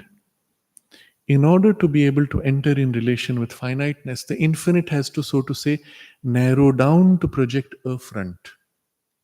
So the first step is a narrowing where you are still infinite, but you put a front forward. So you're the whole ocean putting forward a wave. That's the first step of reduction. There's a second step of reduction where now this wave steps forward and as if dissociates from the ocean or forgets the ocean. Now I am a separate piece. If you have taken these two steps, you've begun the whole process of the fall. You may still be large, you may still be half free, but you have cut off. And then there's a continued movement of these two processes to reduce all the way down to a single particle. What is the single particle? It is the whole ocean leaning to become one bubble, never really separate from the ocean. At the same time, it puts a front of forgetfulness. Sri Aurobindo shows you the other extreme. From the other side, when you look at a single particle, what is it? As we saw, the particle moving, the whole universe moves. So it is as if in the particle is awareness of the whole hidden, concealed. And the particle is nothing but the whole dwelling upon itself in a narrow, focused trance of its delight to be particle. So the particle is nothing but Sat-Chit-Ananda in the trance of particulate focus. And every other particle is just that. So you find Sat-Chit-Ananda inside the particle if you identify with it. You find Sat-Chit-Ananda in the whole ocean, which leans to become particle. And there is only Sat-Chit-Ananda from one end to the other. That's the reality. But that's not our experience, because as soul and nature, we have experienced the division and we have lost that experience of the reality. But now here, as individual evolving human beings, as we awaken to our spiritual consciousness more and more, we recover that true relation with our own nature and we reunite with our consciousness and our underlying oneness. Here in form, in physical body, with life and mind and spirit joined in a single point, we experience the Sat-Chit-Ananda of the universe from this point. Not as a particle which is experiencing in a limited capacity, but as a conscious, individualized human being. And each one of us experiences the whole universe as Sat-Chit-Ananda and ourselves as a special expression, individualized, of the whole universe. wandering in a single drop. That's the phrase Sri Aurobindo uses in Savitri. And that's when we can play in the Leela, the revealed expression of the divine play of Sat-Chit-Ananda. It is towards this that our evolution is growing, coming through life into mind, where first primary stages, awakening to spirit now, and the emergence of our spiritual being is the next step which will open us to the true nature of the play. So, in a sense, the play had a first phase of awakening out of darkness and ignorance. Once we are awakened, then there's the second phase of the revealed play, now free of darkness and ignorance, but of the Satchidananda always. Revealed now through forms, finite appearances, but now you experience everything as being infinite. Nothing is really finite. The flower is the whole of Satchidananda with a special quality of its ananda put forward. So, this whole movement of fall is how the lower worlds form, but they're never really separate. They're only in appearance as if separate or limited. But these also are divided from us by no unbridgeable gulf. They affect us through what are called the knowledge sheath and the bliss sheath. Two more sheaths, bodies, through the causal or spiritual body, and less directly through the mental body.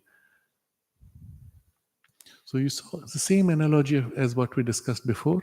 Mind influences through the vital upon the physical. So same spiritual influences through the mental body. But the spiritual as if forms its own. So kosha is different from body. Kosha is sheath. So we have three koshas: physical, annamaya kosha, pranamaya vital sheath, and mental sheath. But the life force animates the mind and the body. And so we don't really experience it as a separate sheath, rather, it merges to form two bodies. So we have a physical body, we have a mental body, which we call subtle body, where we separate in dream. Similarly, the spiritual body consists of two sheaths, which he uses here the term knowledge sheath and bliss sheath, which in the yoga tradition is described as the Vijnanamaya kosha, which is the knowledge sheath, and the Anandamaya kosha, which is the bliss sheath. But these two together form the spiritual body. These two sheaths are undeveloped in us as we are today. Our mental sheath is reasonably developed, but can develop much more. Its evolution is not yet complete. But the spiritual sheaths are barely seen. If one sees with the spiritual sight, one sees the physical body, one sees the vital energy, mental body, and then like a very fine haze around it. If you've ever seen, sometimes when your eyes are wet, you've come out of a swimming pool, you look at a light bulb and there's like a light haze around it. It's something like this that one senses around the individual. And if that is a little developed, we say, spiritually he is much more conscious. But it's hardly any development. It's a vague outline of a form. And that has to become more and more developed, more and more organized. And that becomes eventually, when it's fully developed, your spiritual body, your spiritual being, even as you're a mental being today with a physical body.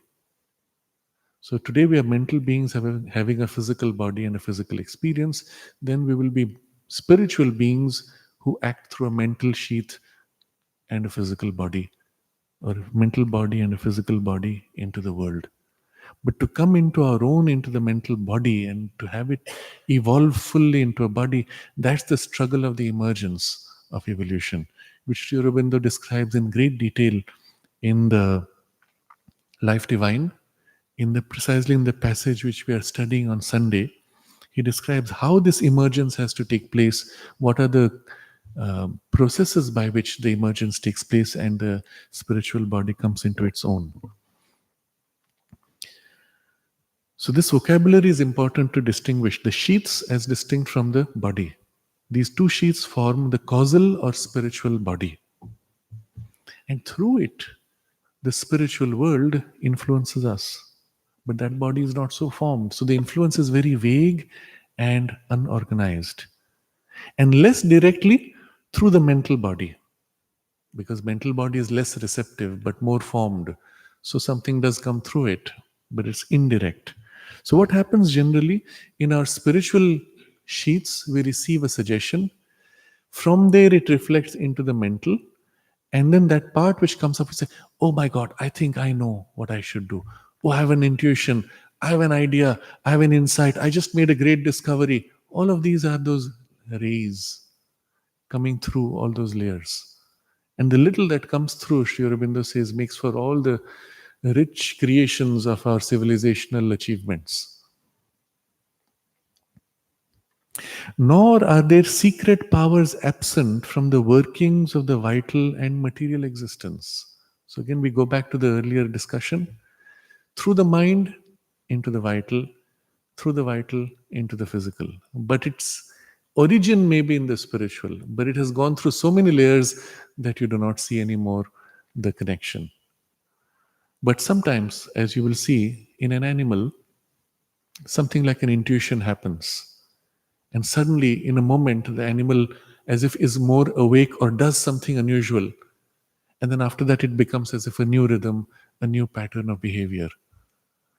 But those were interventions which came as if from there. Or there can even be an intervention in the physical or in the life world, as for example, when the mother would put that force or that consciousness or experience into a flower to give to somebody, or the blessing packet. Mother said, in transmitting her some experience like this, the spiritual experience, she found the flowers to be the most uh, receptive containers. Now, she could transmit the experience to you directly. As you are in a body, you are the container, right? Except that you have so many fixed ideas, you have so many expectations, you're so rigid in what you are. If the experience starts coming on you, you start saying, oh my God, what's happening to me? And you pull yourself back to normal. So you'll remember Sri Aurobindo narrating how someone came to him and said, I want to experience silent mind. Sri Aurobindo said, sit down. And he went on reading his newspaper. Of course, he put the pressure on him. And after a while, the fellow jumped up. He said, I'm going mad. And he ran away. Why? Because the experience coming in was so different, so intense, or so overwhelming to his littleness, he couldn't contain. So you could put the experience directly, but it tends to destabilize because, well, it's too new, too overwhelming. Infinity flooding into a little pot breaks the pot. So, what do? You limit the experience, put it in a container, and give it. And you can then receive from the container over time, bit by bit, according to your capacity. So it's like you've been given a coconut, you take your straw and sip a little bit when you're ready. Now I'm feeling thirsty, I take a little more. But if you put the whole thing in, it's too much. So how do you transmit through a vehicle? So the one form was the blessing packet. And you will see that's the way it was sent, particularly by post. But what is the blessing packet? They were flowers from the mother's room, which were then dried, and the dried petals taken, put inside a paper envelope with the mother's photo or Sri Aurobindo's photo. These would be placed before the mother. She would take, infuse the energy, the consciousness, and send. But the flower petal was, so to say, the primary vehicle inside it. Why? Because mother's experience was among all things, including all beings, flowers were the most receptive. Why? And she explains that in nature, because nature is expressing through life force, flowers represent the psychic principle expressed through life energy. And so flowers also you find are extremely delicate, and often they have a very short lifespan. The more subtle and refined, the shorter the lifespan of the flower. Certain flowers barely last a few hours, and they're the most delicate.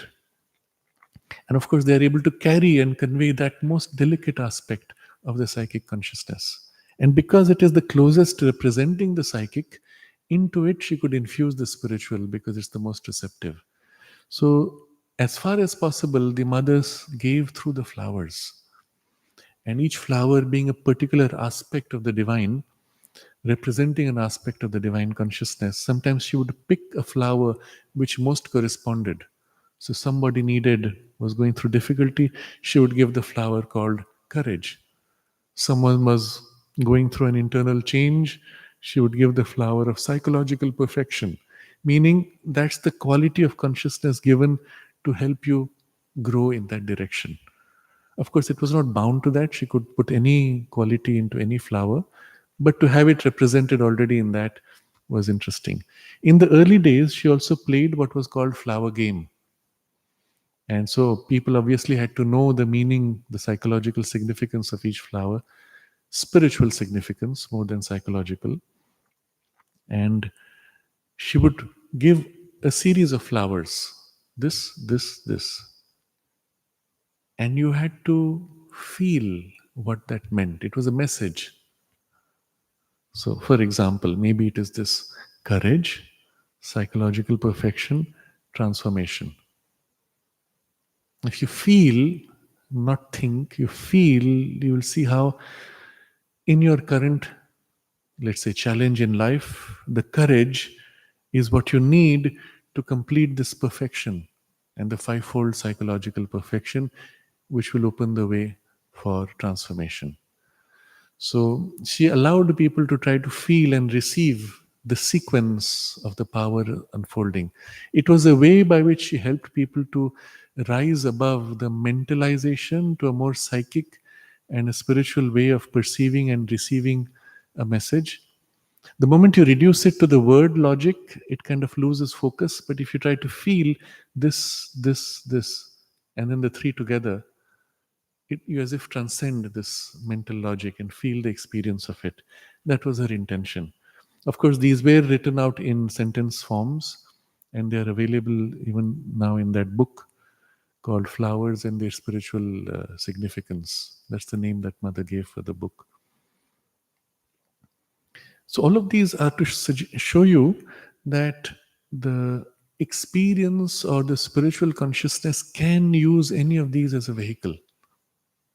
And because the flower could contain more easily, you received the flower, it stayed with you, and you continued to, or it continued to nourish you even when you were not conscious. You put it in a vase, you go on doing your thing, it goes on radiating its influence and helping you. And then she commented once, she said, you see, you notice with some people the flower comes in their hand and within a very short time it fades out. And with other people, it seems to last for a day or two even, or longer. And it has something to do with your receptivity and your ability to absorb what she gives. But this is to show that all the way down from above, it influences, even it can define the direction of things, but it can also as if use any of these levels as a vehicle for containing and for transmitting.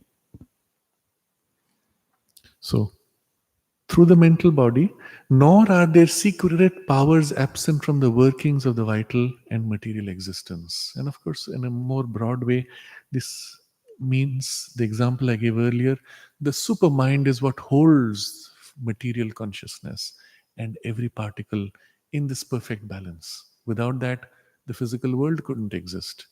So, but it acts secretly. You do not see the supermind. It acts behind the scenes, behind many layers, but it is still there, it is acting. Our conscious spiritual being and our intuitive mind awaken in us as a result of the pressure of these highest worlds on the mental being in life and body. And this is the influence working on us, which awakens us. We have spoken of before. But this causal body, that is to say, this causal body is, as we say, little developed in the majority of men, and to live in it or to ascend to the supramental planes or distinguished from corresponding subplanes in the mental being, or still more to dwell consciously upon them, is the most difficult thing of all for the human being. And so this is going to require some elaboration, which we will take up the next time we meet. But now he is describing what happens in relation to us from these planes. Our causal body is not so developed, but to enter the causal body or to live in these planes directly is difficult, because the moment we do that, all these lower parts just go to sleep because there's a gap. Remember the lid we spoke of. You go on the other side, it's like you wake up there, you go to sleep here. Your body sleeps, you're awake in your subtle body. Similarly, here, your subtle body also goes to sleep and you're awake in your spiritual body. You come back, you wake up here, but you're lost there. The link has to be made and the body is integrated. But he makes a distinction also between the supramental plane proper and its corresponding subplanes in the mind. And this relates to an earlier discussion. So, all of this we will take up in the Friday after next. Unfortunately, next Friday I have to be out of station and I couldn't avoid that. But we will continue this on December the 6th, skipping the 29th of November. And we will understand more deeply what this means. And all this leads to the idea, finally, that only in this spiritualized consciousness, that alone would be the perfect evolution of the involved and developed, of the involved and development of the undeveloped, for which the Purusha has sought in the material universe, as if in a wager with itself, the conditions of the greatest difficulty. So it's as if in that fall, our soul chose to enter this condition of greatest difficulty of the material world to attain to that perfection here in form, in body. And that's when we will have the full evolution in the material universe of the divine. So, this is the broad thread of what he will be discussing. But in between, this whole challenge of how do you bridge this other side, spiritual being and spiritual domain and mental, and what is the work to be done? We'll look at that next time. We can pause here for any questions.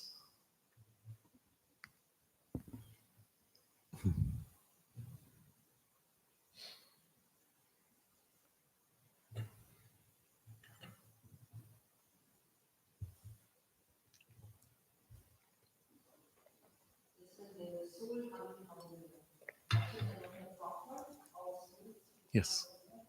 Yes. Yes. Our origin is in the Sat-Chit-Ananda, as is the origin of everything in the universe, isn't it? Because there is nothing other than that. But our individual existence as a soul is as if a part of the Satchidananda leaning to enter and experience that separateness. But in its quality, it is still the same Satchidananda. That's why Mother observes that if you can enter the psychic being, which is the true soul, that projection of the Satchidananda, from there it is possible to glimpse the Satchidananda. But here it is as if a separate part, and so, but it knows its home, it can glimpse it. It is the only part in us which knows that, which knows the divine, and knows itself a part of that. And therefore, because it is there, and because it is our true person, all the rest becomes inevitable. Our spiritual fulfillment and the sadhana is inevitable. Sri Aurobindo even puts it this way. He says, the true sadhaka is the psychic being already within you. And so increasingly as its influence comes forward, the sadhana is led by it.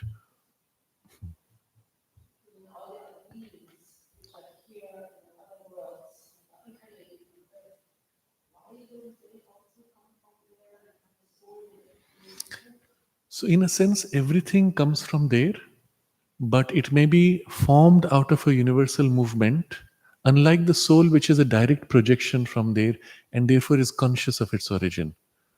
But other forms may be created on their domains. Like on the physical world, you can assemble material to create an object, but it's made of physical material. It didn't directly project from there. And so it thinks its origin is the physical universe. So when we are identified with the body, we feel as if my body is formed of the food which I eat and it will die when it cannot sustain itself.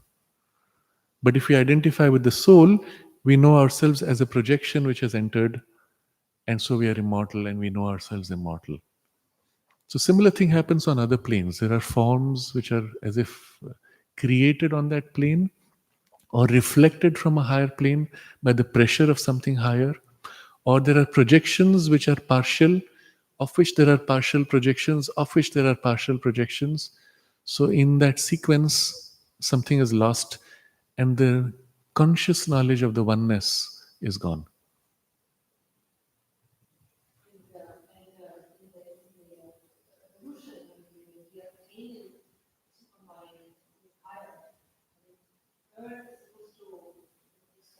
Mhm. Mhm.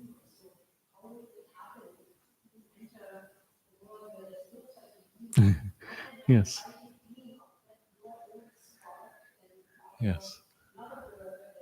Yes. So the way the mother describes, she says, at the very core of everything, including a stone or an atom or a particle, at the very core of it is that, let's say, light of the Satchidananda, and she calls it the psychic principle or psychic spark. It's there in everything. And she says nothing could exist if it was not there inside. It is, if you look at the way we've described it earlier, it is the aspect of the Satchidananda which supports that particular formation.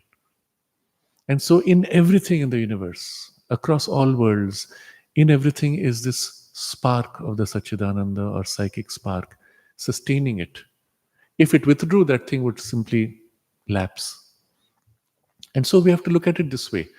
In a world which is supported by the Satchidananda from deep within, there are focal points where that Satchidananda principle organizes itself and emerges as a conscious being and a conscious participant. That's your psychic being, which originated from the psychic spark and evolved to become a conscious being. And when it looks at the world, it sees, it perceives this underlying Satchidananda in everything. And so you never have the experience that something is not divine. You're always entering in relation to the divine, but through so many masks. And some things have more masks, some things have less masks.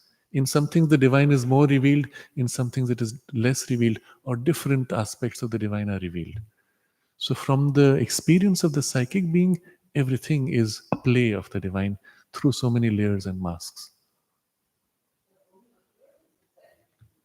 The psychic being, as an evolved being, is what Mother says is on Earth as a planet, it's the principle on which Earth evolution is founded. But it doesn't mean it can't be elsewhere. It can even evolve elsewhere, but it's not the primary principle. And even it can exist on other planes. So when, for example, you shed the body, you as psychic being, you wander through the vital, mental, or other domains as a psychic being. You can choose to stay on in, let's say, some of the mental or vital worlds with a mental and vital body and do things there. You are not required to take birth unless that was the choice to begin with. But when that is the choice, well, you play around and then you do take birth because your evolution is incomplete. So there's nothing that prevents a psychic being from manifesting on other worlds, that is, subtler worlds, nor on other planets. But Mother's observation was our Earth is a special space in the whole universe where the evolution of the psychic being, with each individual having his own psychic being, is the dominant focus. And it's as if like an experiment of evolution. And it just suggests that on other planets, while there might be a psychic individuality, there can be a kind of a collective soul which is more dominant. And there'll be an individual who embodies that collective soul in which the psychic being is held. Very similar to what you see in ants or bee colonies, where the queen bee holds the soul identity of the whole group. But others have their individuality of a kind, but not an individualized psychic being.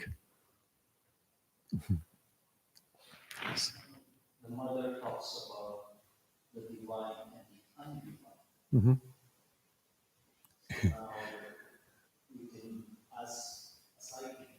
Yes.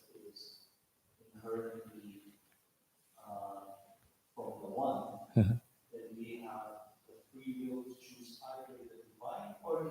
Ah, okay. Mhm. So in the vocabulary, we may use a word like undivine, but only to highlight the fact that that thing chooses to work against the divine will. So look at it this way: in the full play of the divine manifestation, remember all possibilities are held in the divine, including the possibility of not being divine or going against the divine will, right? And that's also one of the possibilities of the divine. So, in the play in the universe, because it's the full expression of the freedom of the divine, there is the part of the divine which plays at being against the divine will, which plays at being against the evolution. And that we may call undivine or anti divine or anti evolutionary forces or beings. But you have to recognize they are also part of the play of the divine. There's nothing fundamentally not divine. And they serve a purpose in the evolution to hasten evolution, in fact, because every time that evolution proceeds, which is in alignment with the divine will, there is this other side which comes and says, but I will oppose or I will pull back. But it can only pull back that part in you which is not sufficiently developed. So as a result, it ends up exposing what in you is not enough developed, forcing you to develop it, and therefore accelerating evolution.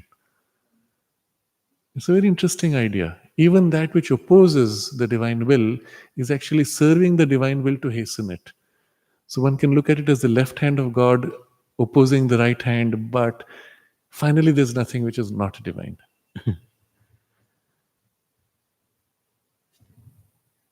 So maybe you had a discussion last sentence. What is the thing that connects the spiritual thing Mhm. and life? That was exactly my question. Mhm. And maybe you were Okay. go back, I can go on Okay. because that's really intriguing my mind.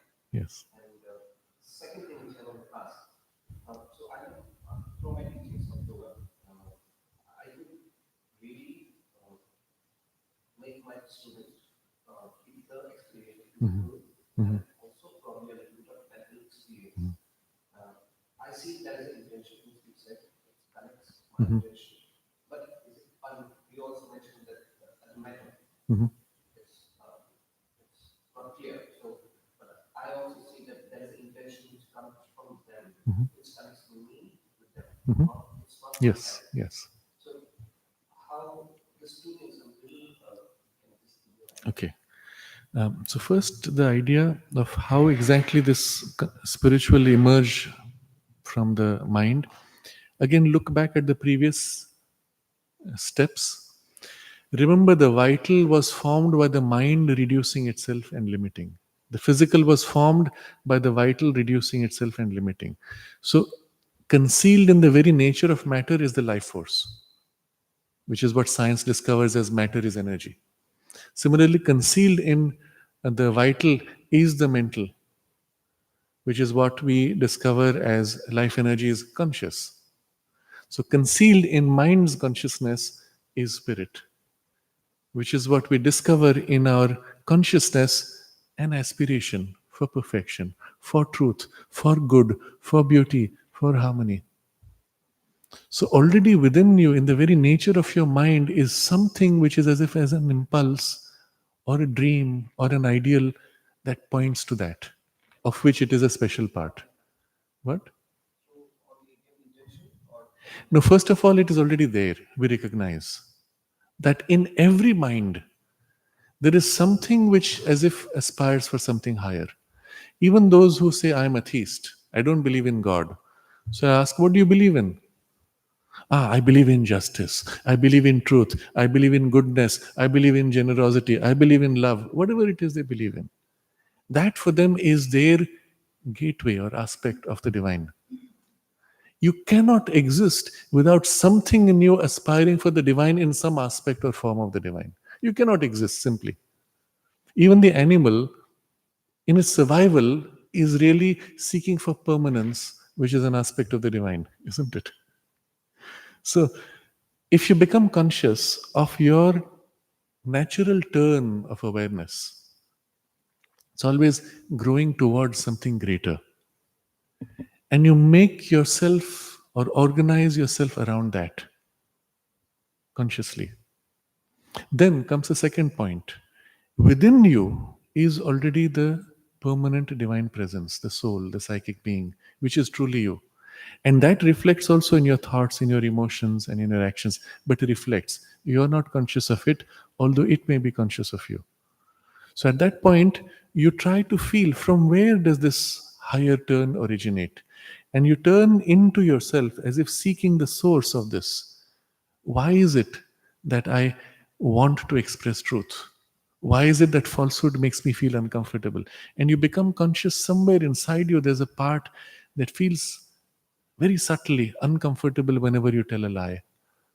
The same part feels deeply happy whenever you do something beautiful or true or good. Whenever there's a divine presence, you express something which is aligned to the divine. And increasingly, you center your personality and your personal motives around that deeper feeling. Now, this is not yet the psychic being, but it is the first point of contact which leads you to the psychic being. And increasingly, as you begin to cherish and nourish that feeling, the psychic being now begins to come forward and extend its influence into you. It then gradually takes charge and leads you, nudging through all the way. But there are two movements. First, to become conscious in your mind of this higher turn, and then become conscious of the deeper source of this higher turn within, and align your mind to it. So Sri Aurobindo uses this analogy. The psychic being is the true king, but as king, he is still a child. So, what happens when the king is a baby? You have a vice regent who takes charge. The minister becomes king in place of the child till the child is old enough. So, your intellect is your vice regent. But your intellect can either serve the true king or it can serve its own desires. And then, of course, it falsifies its rule. So, when your intellect, rather than saying, I will do what I want, I will do what the deeper divine presence within me wants. And it consciously turns to serve that. Then begins the true journey. Till then, the journey is indirect, nudging from inside. I did something bad, I feel guilty, I cover up the guilt. But those are the nudges from within. When you start trying to feel the source, that comes forward and fills you more and more directly. And that's when the true journey begins. There's another side to this journey, which is the conscious invocation of the source. The divine, the spiritual, is there already above you. Its natural center is above the head, just as the center of mind is within the head. So, to open yourself to that presence and to invoke that presence within you. So, in practice, the yoga takes two forms or two directions. One is an inward movement, awakening to the psychic, which is the divine within you, and the other is an upward movement, opening to the divine, which is above you. And the descent of that in you begins to transform you. Your consciousness rising into it liberates you. And the psychic being within is that which leads and guides and increasingly prepares the receptivity within your whole nature of that which descends. So this is the logic of the spiritual movement of the yoga, and particularly in the context of the integral yoga. Unlike other yogas where the goal might be to escape, then the procedure is different. But if the goal is to awaken to the spiritual and to manifest the divine, then this is the primary process. Extending it to your classes. As a teacher in your class, you teach them asanas, pranayam, or other aspects of the yoga life. Most students come to you not really seeking something higher. They come for an intermediate goal. I want to become more healthy, or I want to feel good, or I want to improve my body appearance, etc. But still, the fact that they have come here rather than go somewhere else, it's an opportunity. So, the first thing one does as a teacher in such a context is you try to embody the spiritual as far as possible. Before you begin the class, you consciously invoke the divine presence, that it may be held and it may be the space in which they do their asanas, even if for them it's just basic stretching or physical exercise. It may be done in a space where they feel the presence. Even if not consciously, at least they're suffused by it. The result of that, if you do that, just that, invoking the presence before, is very quickly the presence soaks in within them and it begins to change them from within. Suddenly they find that their quality of thought changes. And if it's combined with the physical purification that comes from the asanas and pranayam, it can be very powerful in awakening. In many cases, what we see is generally within a year, the change is so radical, even the people will say, "Oh my God, I have changed so much. I'm a different person." And all that's needed from your part is invoking the presence. Beyond this, though, if you begin to embody more and more that consciousness, and let's say if you begin to feel the psychic presence within you, your own deeper aspiration, it has the effect of transmission by resonance. The very fact that a student comes to you and follows what you do or what you say, on some level they open themselves to you. And so whatever you embody will tend to resonate within them. And if what you embody is not in alignment, they will feel uncomfortable and they will switch to some other teacher where they feel that resonance. But for you to embody in your own sadhana, that aspiration and that presence will evoke then most easily in them a similar resonance. At some point, it may reach a stage where they may say, "We want to know more." And then you can speak of these things and discuss what kind of practice or set a theme in the class. So you may make in every class a theme, such as today we will do the asanas and pranayam with the theme of gratitude to the divine, or on the theme of, let's say, love for the divine, or whatever. These may be themes around which the same activity can be made, but which raises the consciousness in the activity. A variation to this could be in the asana itself. As you stretch the body, you try to increase consciousness in the body itself and awaken in the consciousness the aspiration. All of these would be more advanced practices. But staying within the format of a basic asanas pranayam class, one can infuse into it this spiritual dimension. And of course, it can grow much more, but it will go beyond that format. But even staying within that format, one can do a lot, with or without explicit spoken communication of these things. That's the best way you can influence your world.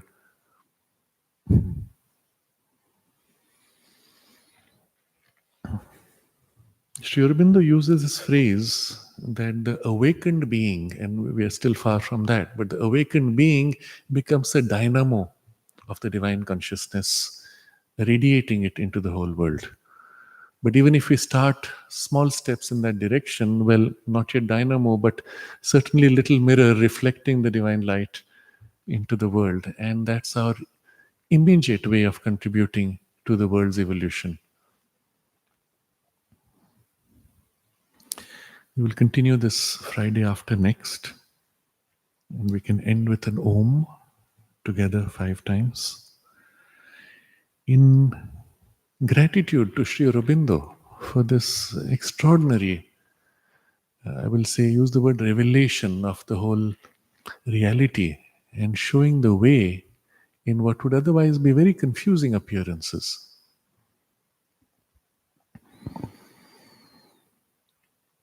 Oh.